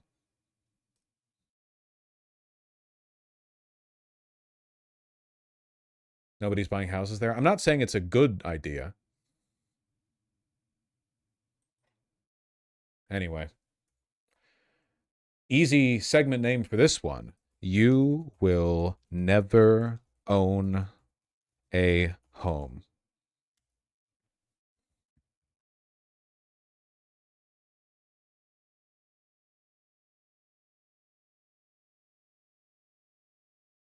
Ohio may actually abolish property taxes. It's a popular policy. Boomers love it.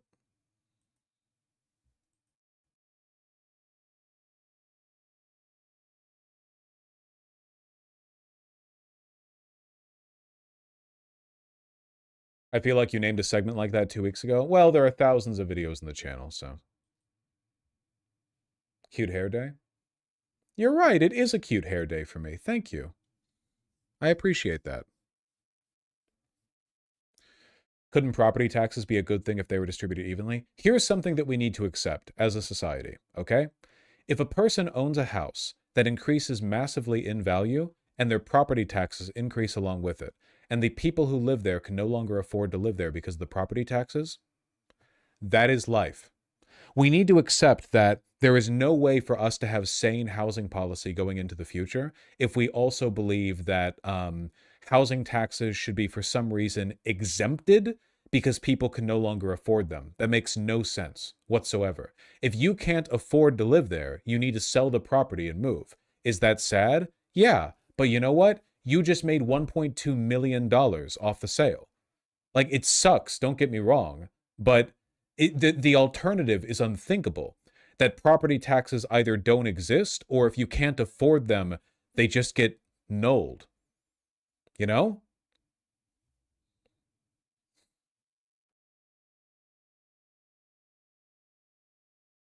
It's just insane. Like, what? So you don't think they should exist at all? Are you advocating for Georgism? No, but like, I just believe in property taxes. Or if you really, really want to be able to stay there, make sure your house isn't worth so much. Shit in the lawn or something. Fire a pistol out your window. Me keeping the rent down, you know? Bang, bang, bang.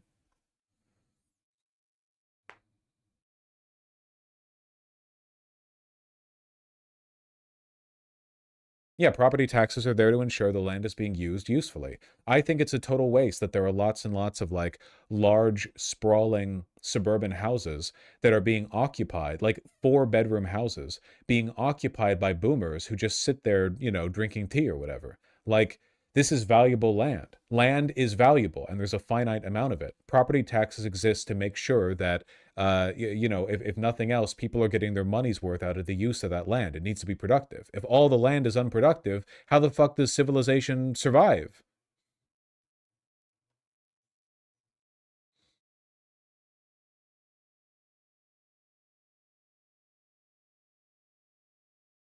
What's the difference between a property tax freeze and a rent freeze? Because renters don't own the property that they're in. I'm not sure what you mean. Rent freezes make it more affordable to live somewhere. But a property tax freeze does nothing but deprive the state of the revenue that it needs to a person who owns the asset that they're now not paying taxes on. Like, a person who's renting but can't afford the rent, what do? They just have to find a place with lower rent. But a person who can't pay their property taxes shouldn't be living there to begin with. They're not producing enough. They don't have the wealth to maintain the productive use of that land. They can just sell the property.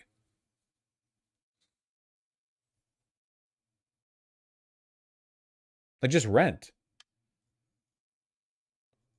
Sounds like a double standard? Yeah, it's a super double standard that places would, like, we won't freeze the rent, but places all over America are abolishing or limiting income tax. Super fucked up.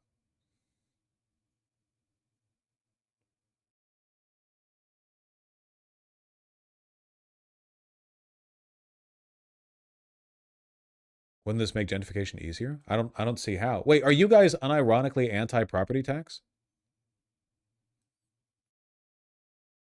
Like, we need property tax. It's not like this goes back to past Rome.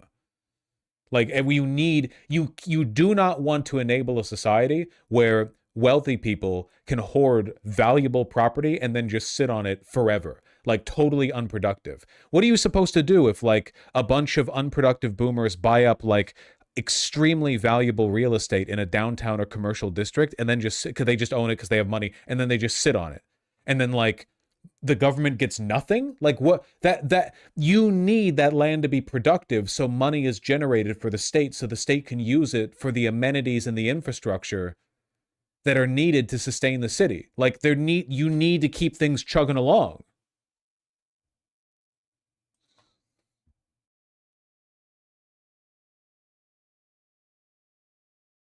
Rome literally seized broke aristocrats' land because it was unproductive and not paying taxes. It's a matter of survival. That's so based. And yet you are being annoying, Swag the Dragon.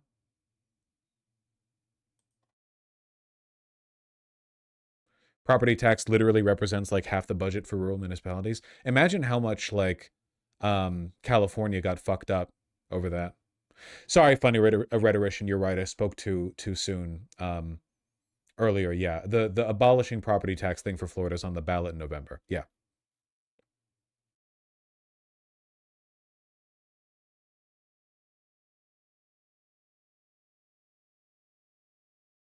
Yeah. Infinite fucking subsidization of suburbia. It's so disgusting. Most people should be renting in an ideal society. Yeah, for sure. Really, like, a lot of people just don't want, a lot of people do not want to own, you know? I understand that everyone's used to seeing the YouTube videos or YouTube shorts where people are like, we just bought our starter home or whatever. But if you want to move at any point in the future, or if you have any like changing desires, what about like if you live in the city now, but in the future you want to move, right? Like, for a lot of people, the house you own is like a ball and chain. Renting from who? We still want landlords? Well, yeah, ideally the government, but like, yeah, I don't have a problem with landlords fundamentally. This has always been very low IQ socialism slop. The idea that like renting is innately bad and everyone should own a home. No, the fuck they shouldn't. You fucking kidding me? No, what can you imagine how unlivable every American city would become instantly if there was no way to rent, and in order to move into the city you would need to buy a property? Holy shit. What about areas where everyone has roommates, you know? It's like that in Seattle, LA, New York City. What, you gonna co-buy it with people? Oh no, then the only people who could ever buy it would be people with so much money they could just run in and fucking buy an apartment or a condo then, I guess, in New York City or Seattle or something. You would get rid of like the concept of roommates because nobody would ever co-own a house. You would never sign like co-ownership of a house with someone you don't know. No, of course, renting's fine. People have been renting for all of human history, all right? The problem is the broader system. The concept of renting is fine, you know?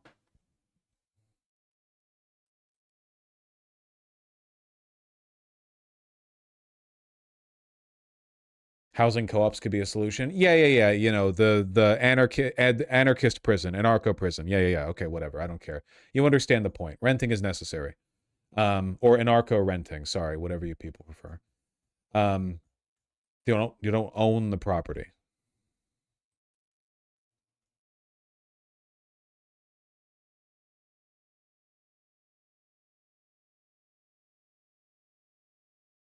Not related to renting, but do you believe people should be able to buy a home with debt? Well, I don't like debt, so what do you mean be able to? Like in the future? I don't know. It's just... Vosh have owned a home since I was 22. I hate it. I'm shackled to the small town, but it's not fiscally viable to sell and move. A lot of people who own property are in that position, you know? Like you're tied to it. Humble brag? It's not really a humble brag. They're probably not talking about a property in like a upbeat commercial area. You know, a lot of America's homes are just spread out all over the place, and you're kind of locked to it. And it's like, we unnecessarily glaze homeownership. There are good things about it, sure, but we are incorporating a toxic element of you know, like American vanguard exceptional individualism. Like, you know, we still talk about like how we all want to live out in the prairie or the range or something. And I just don't think that's true.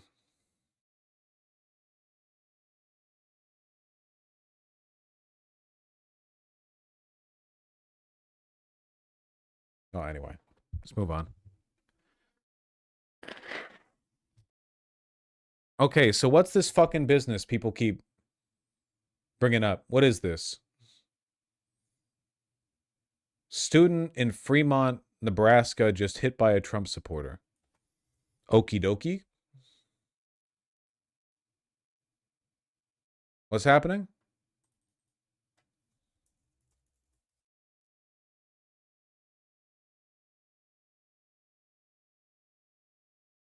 Students struck by SUV during anti-ICE protest in front of Fremont High School. High schoolers? Sheesh. Not even college students. No, Fremont Tribune, I am not, in fact, paying $6 for 1 month of ad-free. Come on. It can't cost that much to run the website. Come on. Jesus Christ. Fucking local Fremont Tribune. Come on. I'm pro local journalism, but this is such a toxic fucking way of Jesus Christ. Just run it through archive.ph. We keep trying to do this and it never works out for me. I don't have that magic touch. Okay, we made it work. The touch was magic this time.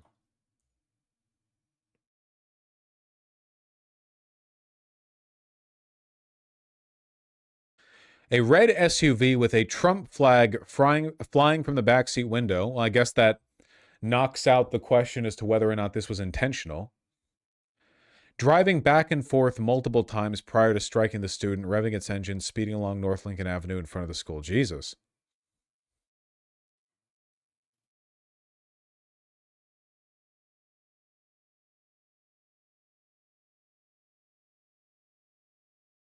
Before the student was struck and after, the protest was peaceful, if a little rambunctious. Thank you, the Fremont Tribune. Well, shit. I hope that the student is okay. Huh.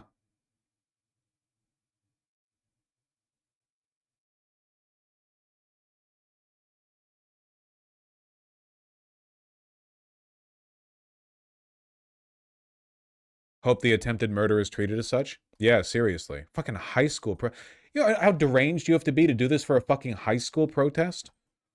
Not even like a big protest that's like blocking the road to work or whatever. Not saying that's justified. I'm just saying like you have to be that much crazier to like go out of your way to a fucking high school. A high school.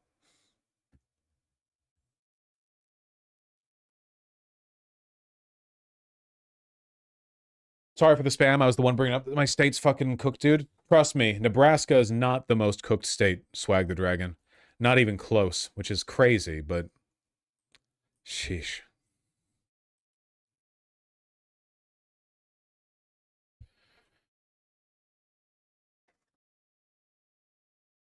They don't seem dead?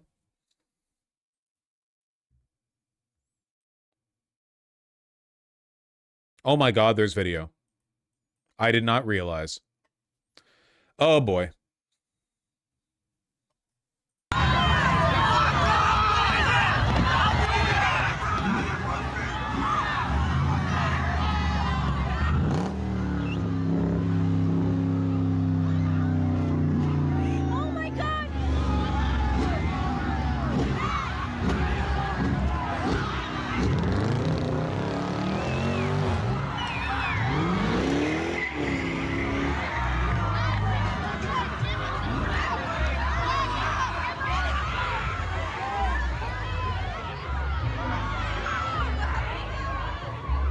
Well, that's like easy attempted murder right there.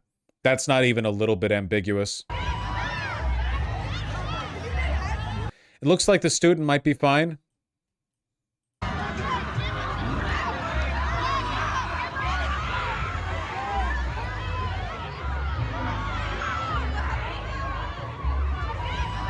That was a hard hit. Yeah, it was. But the leg movements, the leg movements, I'm not a doctor, but they're giving me injured but not dying.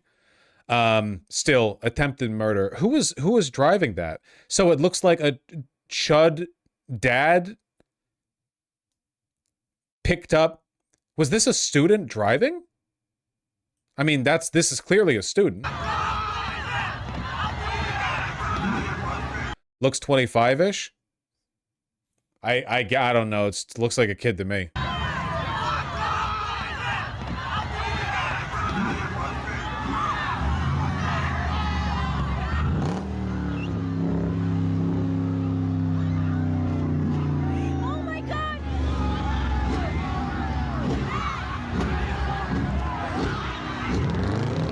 Jesus Christ.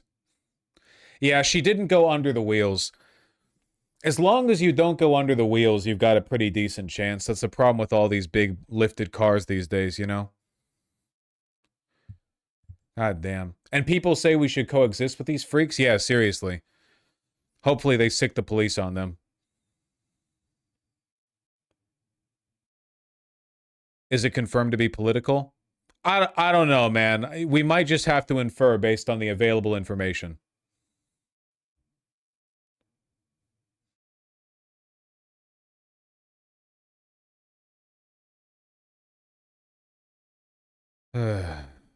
Sickening.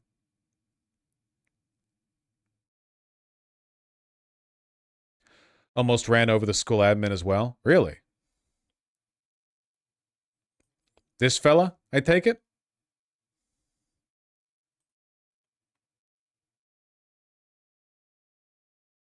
Top comment from a bot. Fixed it. Protester at Fremont High School is injured after jumping in front of a car. So another liberal school following the narrative. Is the car okay? News Channel Nebraska. Is this like a chud local news station? This article says it's a high school age boy and the girl's in the hospital. So it is a high school boy. Okay.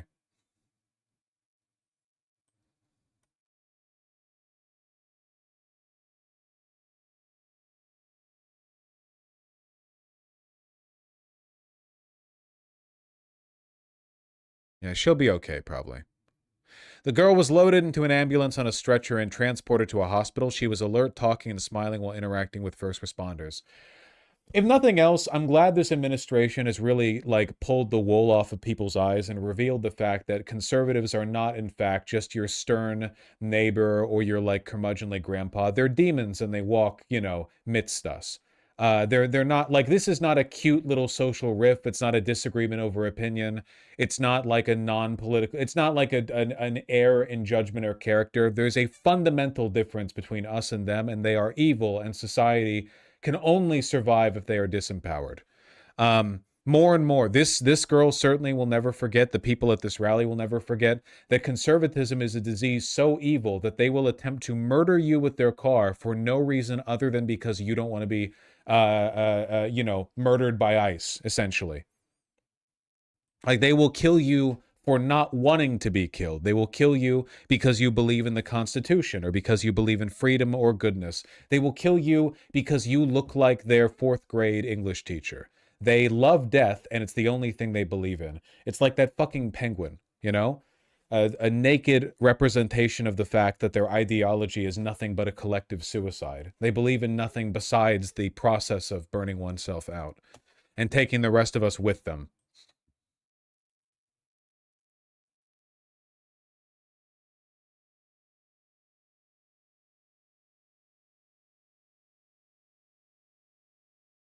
Penguin? What penguin? I'm sorry, guys. I can't breathe through my nose well enough to talk about the penguin today.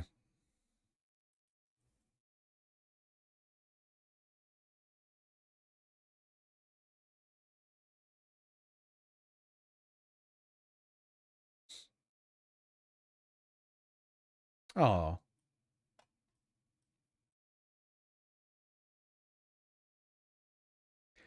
Brad Lander doing pull tabs in Uptown VFW. He's one of us now. What a crossover. Dude, Will Stancil is so fucking Midwestern. The light wash mom jeans with the flannel, it's crazy.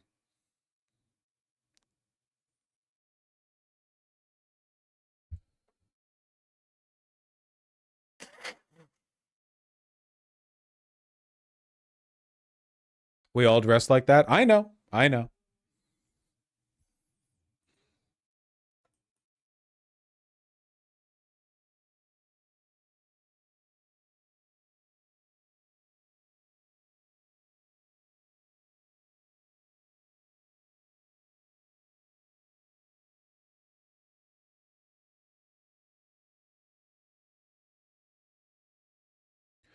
I'm pretty sure Free Rent is a show about hating conservatives. Almost all art is about hating conservatism. Conservatives are just too stupid to understand it.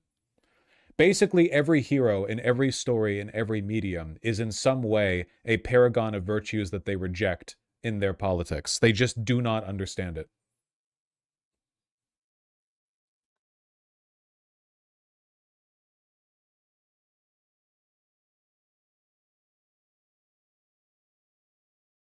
Man, he is active.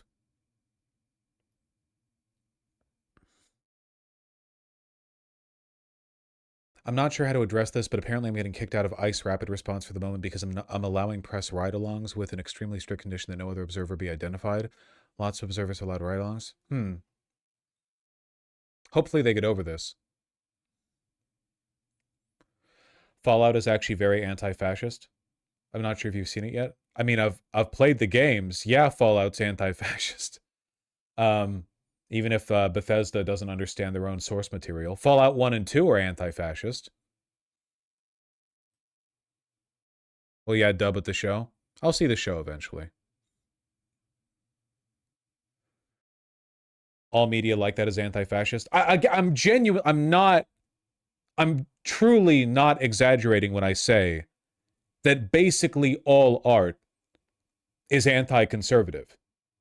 It's almost impossible to make pro-conservative art. The only reason conservatives can view art and see themselves in it and not understand that they're what's being targeted, they're what's being laughed at, is because they're genuinely too stupid to understand that the negative attributes of the people on the screen are reflections of their own, and the positive attributes of the people on the screen that they would reject if they saw in real life. It's the same reason why, like, Christians as a political force are demonic, and then they claim to serve their Lord Jesus Christ. And then you read literally anything Christ ever did or said, and it's impossible to believe that anyone who believes in this guy could then be conservative, but they are, and they do, and they have been for thousands of years. Poor reading comprehension and media analysis are survival mechanisms for conservatism. They're not just a coincidence.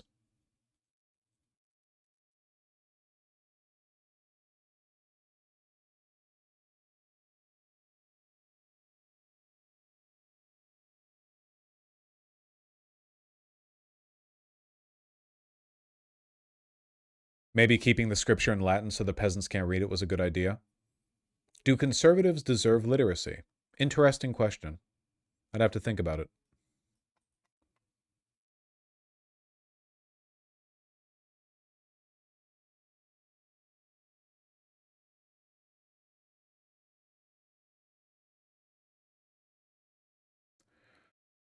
Wait, genuine question. Do you consider the Catholic art in the Vatican conservative art? I mean, it doesn't really depends on the art. There's a lot of art in the Vatican. For the most part, not innately, no. I don't think that it's innately conservative just because it's being used to bolster the aesthetics of a conservative social order. Much in the same way that I don't think that art is conservative. Like, I don't think that architecture is necessarily conservative just because it's being used to build like a big government building and the government is conservative, you know? It's more about like the values and virtues within. But like, for the most part, can we be real? For the most part, the stuff the Catholic Church commissioned was just a veneration of beauty, which they saw as like an extension of God's will on earth. I think that's fine. Like, I know that obviously they use that beauty to solidify control over the state, you know, using the church as like a political power source. I understand that. But the messaging of the art itself was mostly a veneration of beauty, which I think is... I like beauty.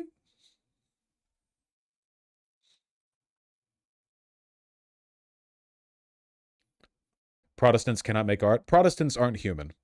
Many such cases. Or sorry, 0 such cases. Can we move on?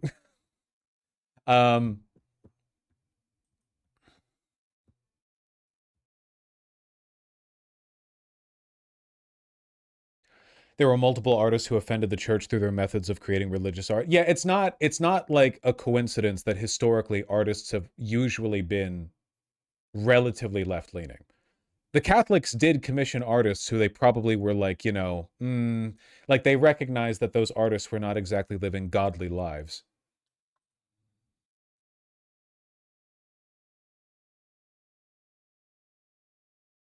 God, Gaudí was such a fucking warrior for beauty. I want to go back to Barcelona just so that I can see more of his work.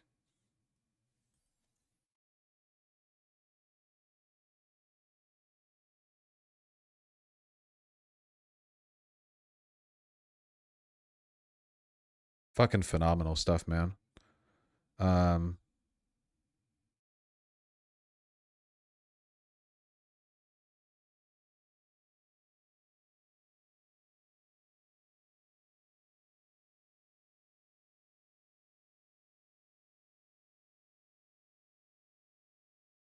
Sorry, I wanted to gaze upon its countenance once more, if I may. The relief at the face of the Sagrada de Familia. So pretty. The way he chose to depict people in this like modern, he was beyond his time, truly. The man ate nothing but like lettuce leaves dipped in milk, and then he made shit like this.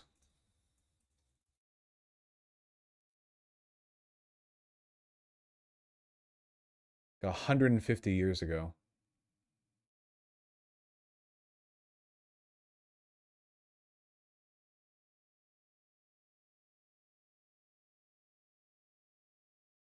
Minecraft? Truly. Christ with Roman soldiers. It doesn't look that old, does it? Wild stuff going on in his mind. I just can't imagine it being like the 1800s and thinking of depictions like this, you know? It's like an insane...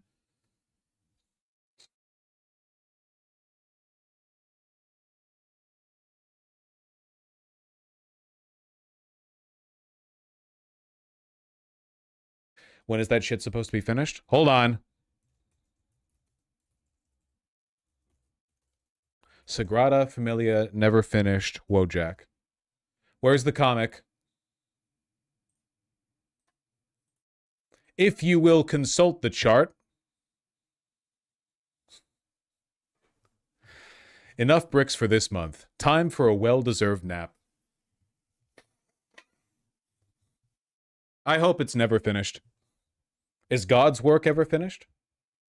It's a statement or something.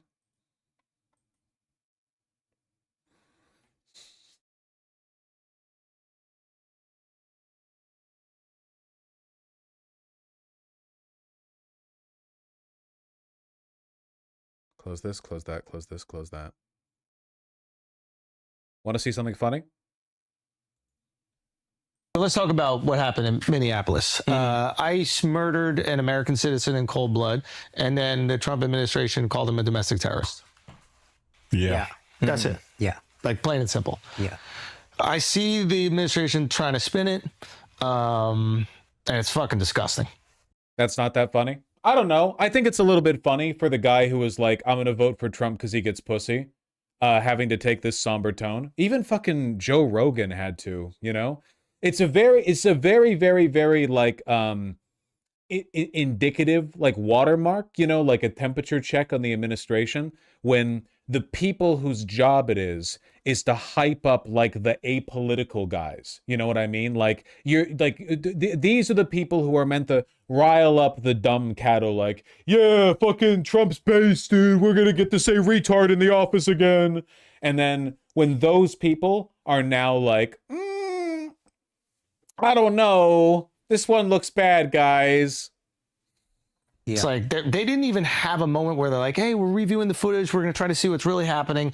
All of them, Trump and all the cronies, put out collective statements that immediately blamed an American citizen that was exercising his First and Second Amendment rights. Right? He has the right to protest. He has the right to carry a firearm. He's a legal gun owner. Right? There's no question about this whatsoever. And the administration immediately comes out and they try to gaslight the public, which you cannot do when we have 15 different videos of what happened. Yes. And that is what they do, though. But that is what they do. Yeah. And I think that governments have probably been doing this for centuries, millennia. And now you have a public that is armed with phones and we can see what actually fucking happened. And you're not going to just lie to us, plain and simple, like that. I think it's nice. I think it's nice personally. These people really are like the big vibe check, you know? It's the reason why Trump won in 2024. Huge outpouring of young support. And a lot of those people were turned in by Theo Vaughn, Andrew Schultz, Joe Rogan, whatever else. Young guys who were like, yeah, man, fucking internet memes, Biden's old, yeah. And then they vote Trump in, and then they're like, holy shit, I didn't know he'd do all the stuff he said he'd do. And now they've swapped back around. And it's indicative, too. I do not hate Andrew Schultz anywhere near as much as I hate Theo Vaughn or fucking Joe Rogan, though. I think that Andrew Schultz is a lot more honest. I mean, obviously it's kind of a sliding scale, but yeah.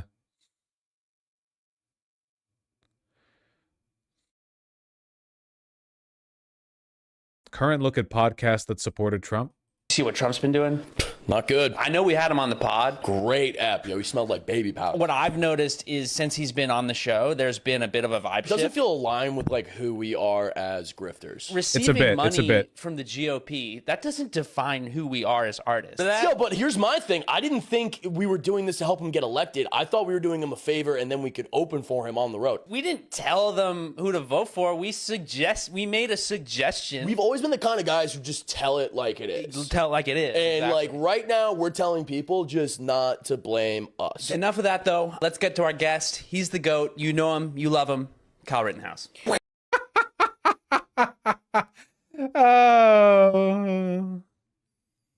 I wanted to... We saw the recent clip from Joe Rogan. I wanted to circle around to see what Theo Vaughn was up to. Because remember... Theo Vaughn, this was like the one time that the Department of Homeland Security walked back something awful they did because they were denounced by a public figure.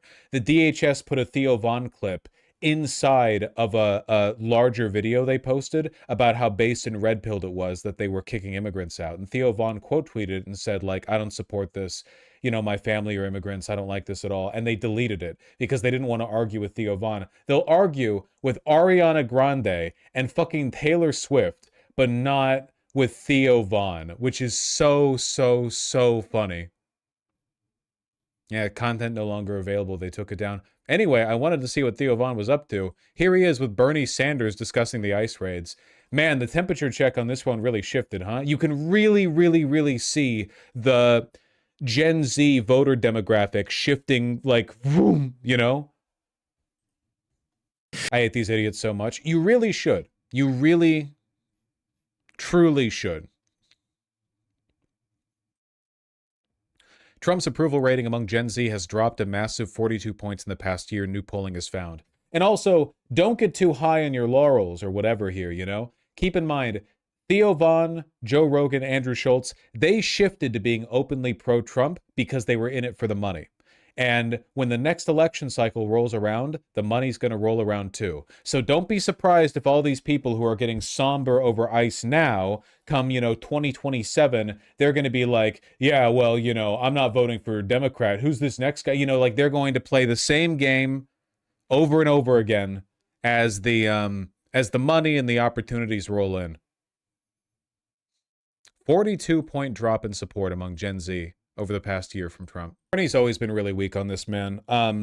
He like unironically, I don't think we should use the term border security at all. Security is something that you do to protect from criminals, ne'er-do-wells, violence, harm. Most of these people, they're just desperate, you know? Look, I agree.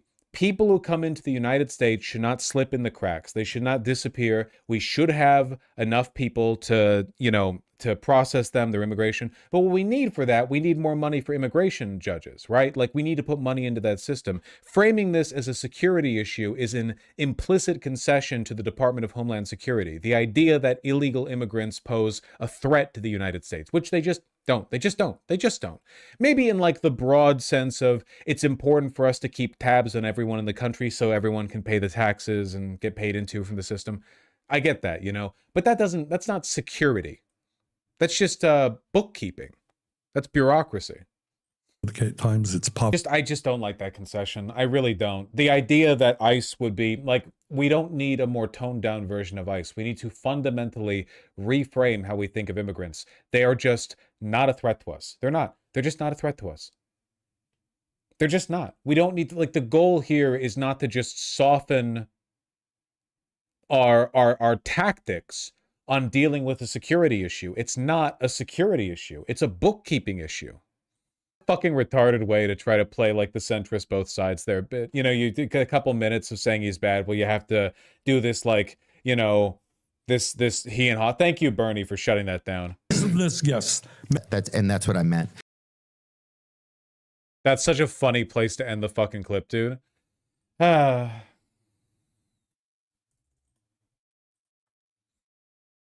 The Dude Bro podcasters have fully turned on ICE. I think that's fair. I think that's fair. I think that's fair. Okay. This stream has gone on longer than I expected it to because I like legitimately at no point during today's stream have I been able to move air through my nose. So every time I talk, I don't breathe. You know? If I'm talking, I'm not breathing. It's very tiring. Sucks.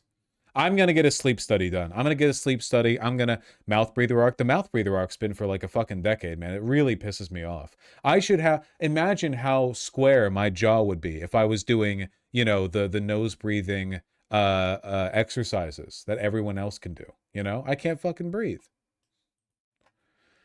I've always got the damn sniffles.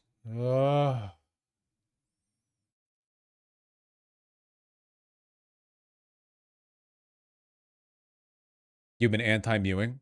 Yeah. I'm not using a CPAP machine. It's not happening. At least I've been doing a good job with the calisthenics. You know what I've been doing lately? Genuinely tape your mouth when you sleep. It forces you to breathe through your nose. If I tape my mouth when I sleep, I would just die. I don't think you understand. If I did that, it would effectively be as if you were smothering me with a pillow. That would be that, you know?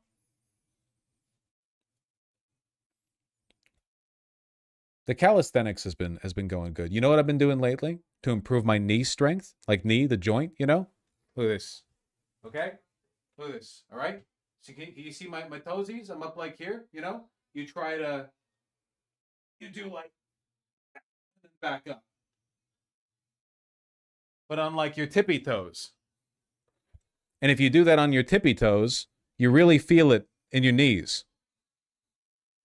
A crouch? No. You're on like the tips of your feet and you're trying to like lean to stay balanced. You try to put your knees forward. You're leaning, you know?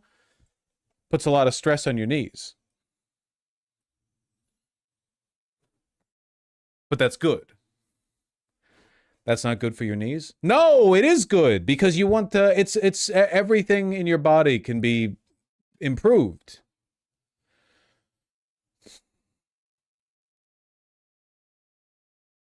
Got to work it up. Oh, I did it, but my knees hated that. You can work on your tendons, you know? Your tendons, just like your muscles, can be worked. You know what I've been trying to do lately? I've been trying to learn to when you do this? You know what I'm talking about? You sit like that on your feet. It's phenomenal for your posture. I can almost nope. Not quite. My quads aren't quite there. We're getting there though.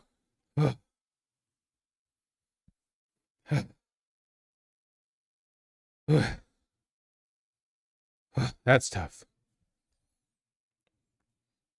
Go to physical therapy?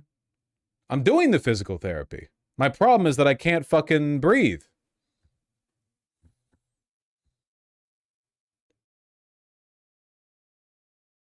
Now do a Slav squat. That shit's easy for me, man.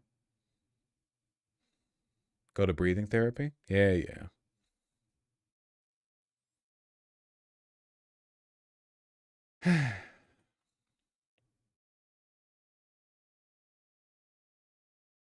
How far back do your elbows go? Not super far. Not super, Nothing really impressive there.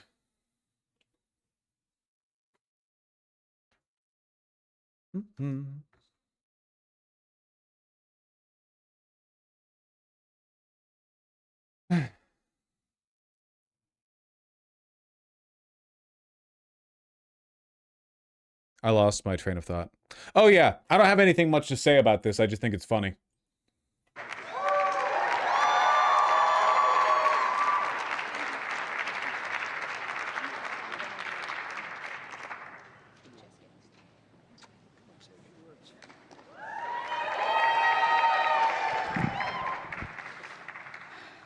Hello. Well, I don't know what to say, but I will say that She's so short. I am probably the president's #1 fan. And that's not going to change. And the hate or what people have to say, it does not affect me at all. It actually motivates me to support him more. And it's going to motivate all of us to support him more. We're not going to let them get away with bullying him and, the smear campaigns. It's not going to work, okay? Bullying the president of the United States of America. God, she's so fucking stupid. Again, so this is entirely because she's not a citizen, right? She was an illegal immigrant from Trinidad. She's getting the Trump gold card, which allegedly gives you citizenship, even though there's no legal process for that. And also, both her brother and her husband are pedophiles. So it's just, that's it, really. He has a lot of force behind him, and God is... Genuinely, why do you think she did this? She was so popular and people liked her? No. She's been out for like a decade, man. She was, but she's always been a dumbass, She's just a pop star who fell off, and now that she's done in the industry, she's just,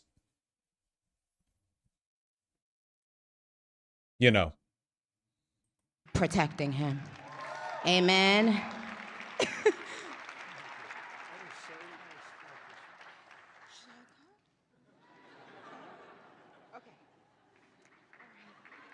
Thank you. Okay. Such a weird coalition. So many people united by nothing other than the fact that they're grifters. Look at this photo of Trump holding Nikki's hands. Isn't that crazy? It's just, that's art.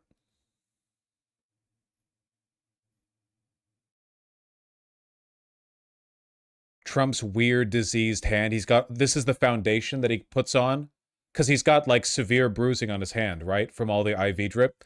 So he's got this like off-color foundation piled on. And I don't know why he can't get foundation that matches his skin tone. But yet you can see like the weird darkening right here.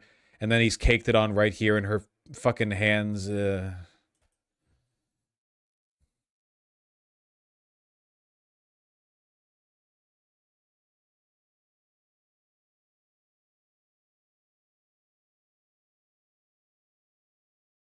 His hand probably swells during the day. I'm pretty sure that you can apply foundation that adjusts color with you to an extent. Like, it's not paint, right? That you lightly blend it and then like it kind of, I don't know. I'm not a makeup guy. I have nothing to say about this. I'm sorry. It's all so straightforward. Here, I'm sorry. Talking and not being able to breathe at the same time is really getting me down. It's kind of cutting into my mood a little bit. So I'm gonna read Dono's. There's no more politics. Not only is there no more politics today, there's no more ever. It's done forever. This was the last politics stream. Good night. I'm closing the channel. I kid. Please like and subscribe. Yeah, how are you guys doing? Just give me a second, okay? I'm being serious here. I'm really trying to up my health physically by being a little bit more mobile. We should all try to do this. You know? I'm like, yeah. You see the little YouTube shorts and they're like, take a 5-minute break every 2 hours or something. Probably should do even more than that. Do the downward doggy? No, I think that would give you guys too good a look at my butt. It's once an hour? Once an hour. Have you been watching Movement by David? I see his shorts, but he's not the main guy that I look at.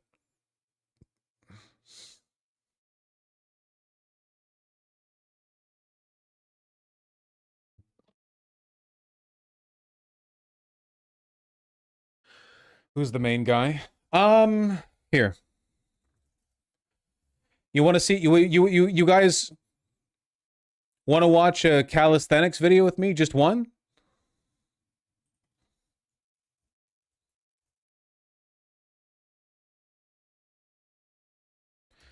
Been watching a lot of them to try to further my understanding of myself, and what I could do to work on. Like, in some respects, I'm quite flexible, and quite strong, but in others, not so much. So I'm trying to balance it out. Let me see if I can, here, liked videos.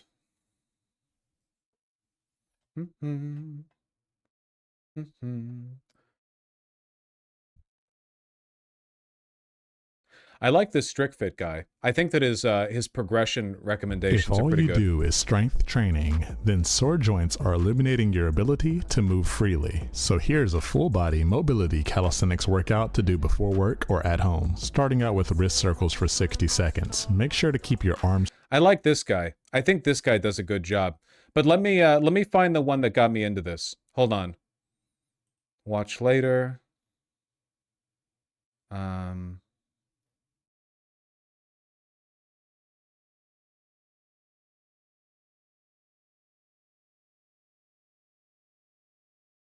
Here we go.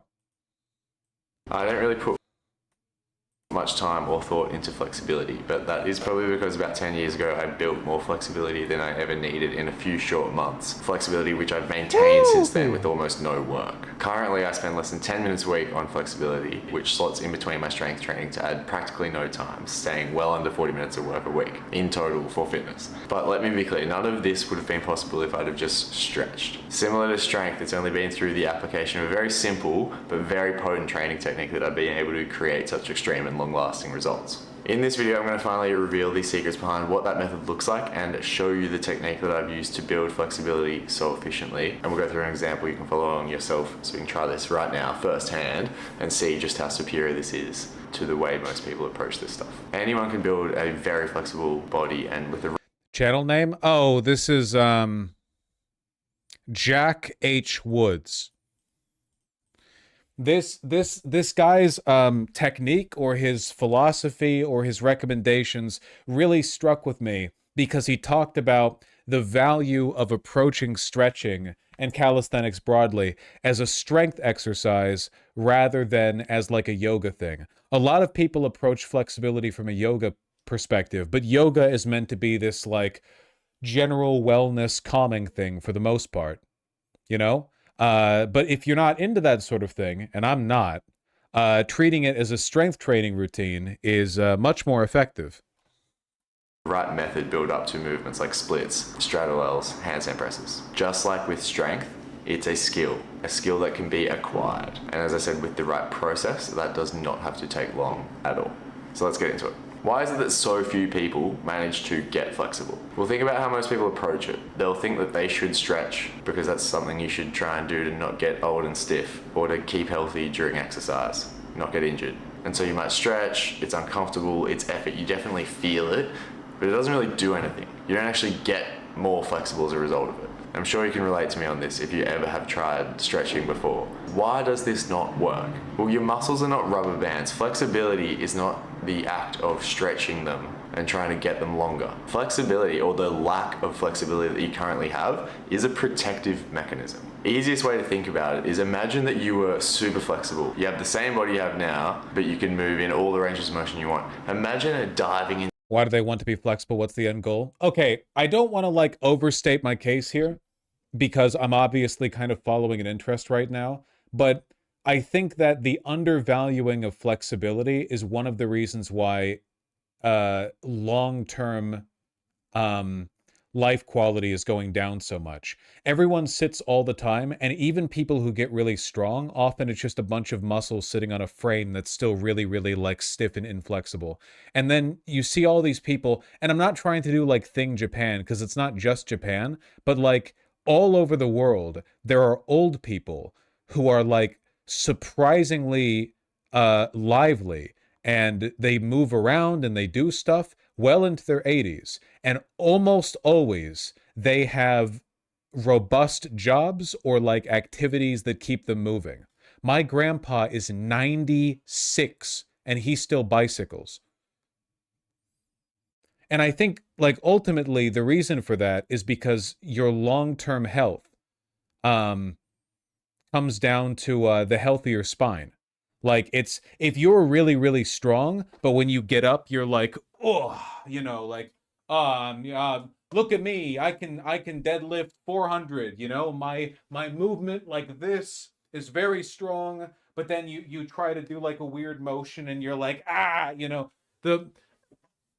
you don't have strength and stabilizers all taken care of like holistically, you know, around the spine and elsewhere. So you wanna focus on holistic health, and I think it makes you happier in the long run. You don't have to do a full split, you know. To a super deep lunge, you're playing basketball and you leap forward, and then suddenly you're in the way it works. So in terms of getting more flexible, we understand that our lack of flexibility is serving a function, a very useful one. If you didn't have it, as we said, you would get in a lot of trouble. So if we want to increase our flexibility, we need to do it with respect to the function that it is serving, which means, and this should be somewhat obvious now, and if you followed me for a while, you are not going to be surprised what the answer to this question is. It's strength. Specifically, in this case of flexibility, it's strength in the end ranges of motion, i.e. we want to increase the range in which our body is stable and comfortable handling movement, knowing it can pull itself back to a neutral position safely. As you increase that, you increase the range of motion that you have accessible to you. And this is a real range that's available at a drop of the hat all the time. It's now your functional range. And you build enough of that strength, eventually you have the range of motion to do the movements you want to do, and voila, now you're doing splits like they're nothing. And this is why building real flexibility lasts. Sure, it may take months to build, but because of the nature of strength, once you've built it, it doesn't go away quickly. It's accessible whenever you want it without a warm-up, and you can neglect it like I have for a long, long time, and it is very slow to diminish, and anything you do lose over time is very quick to gain back. The other good news with this is that if you are just looking for function... They passed the funding bill.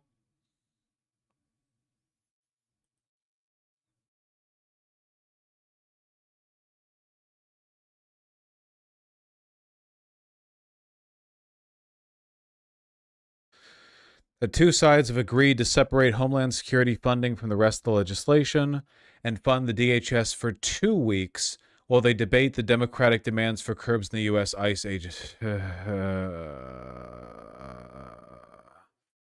They still didn't pass the DHS funding. Well, they passed 2 weeks of it. Nothing happened yet. Well, they enabled the stopgap.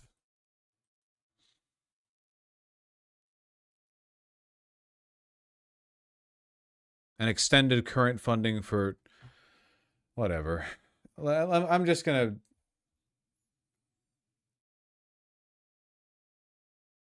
No, I'll read donos tomorrow. What the fuck is the point of this? It's fine. I'll just read donos tomorrow. Sorry, tomorrow, presumably, my breathing will be a little bit easier. I want my nasally voice will be a little bit corrected. Thank you all very much. I love you. You fell for it again. Donos tomorrow, etc., etc. I'm gonna go and, I don't know, do jumping jacks or something.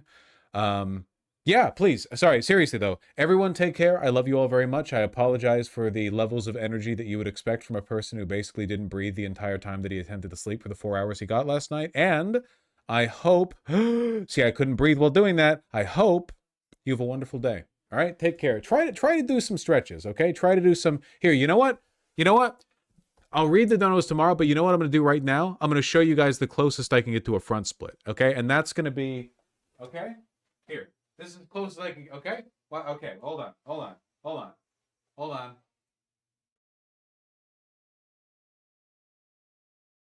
That's as close as I can get. Not very close. But that's to motivate you guys. That's to motivate you guys, okay? Impressive? It's really not, but that hurt. You're getting closer. It was closer than I could do a month ago, okay? 2 more months, you got it? 2 more months. Oh, little bit. All right. Take care. I'll see you guys soon.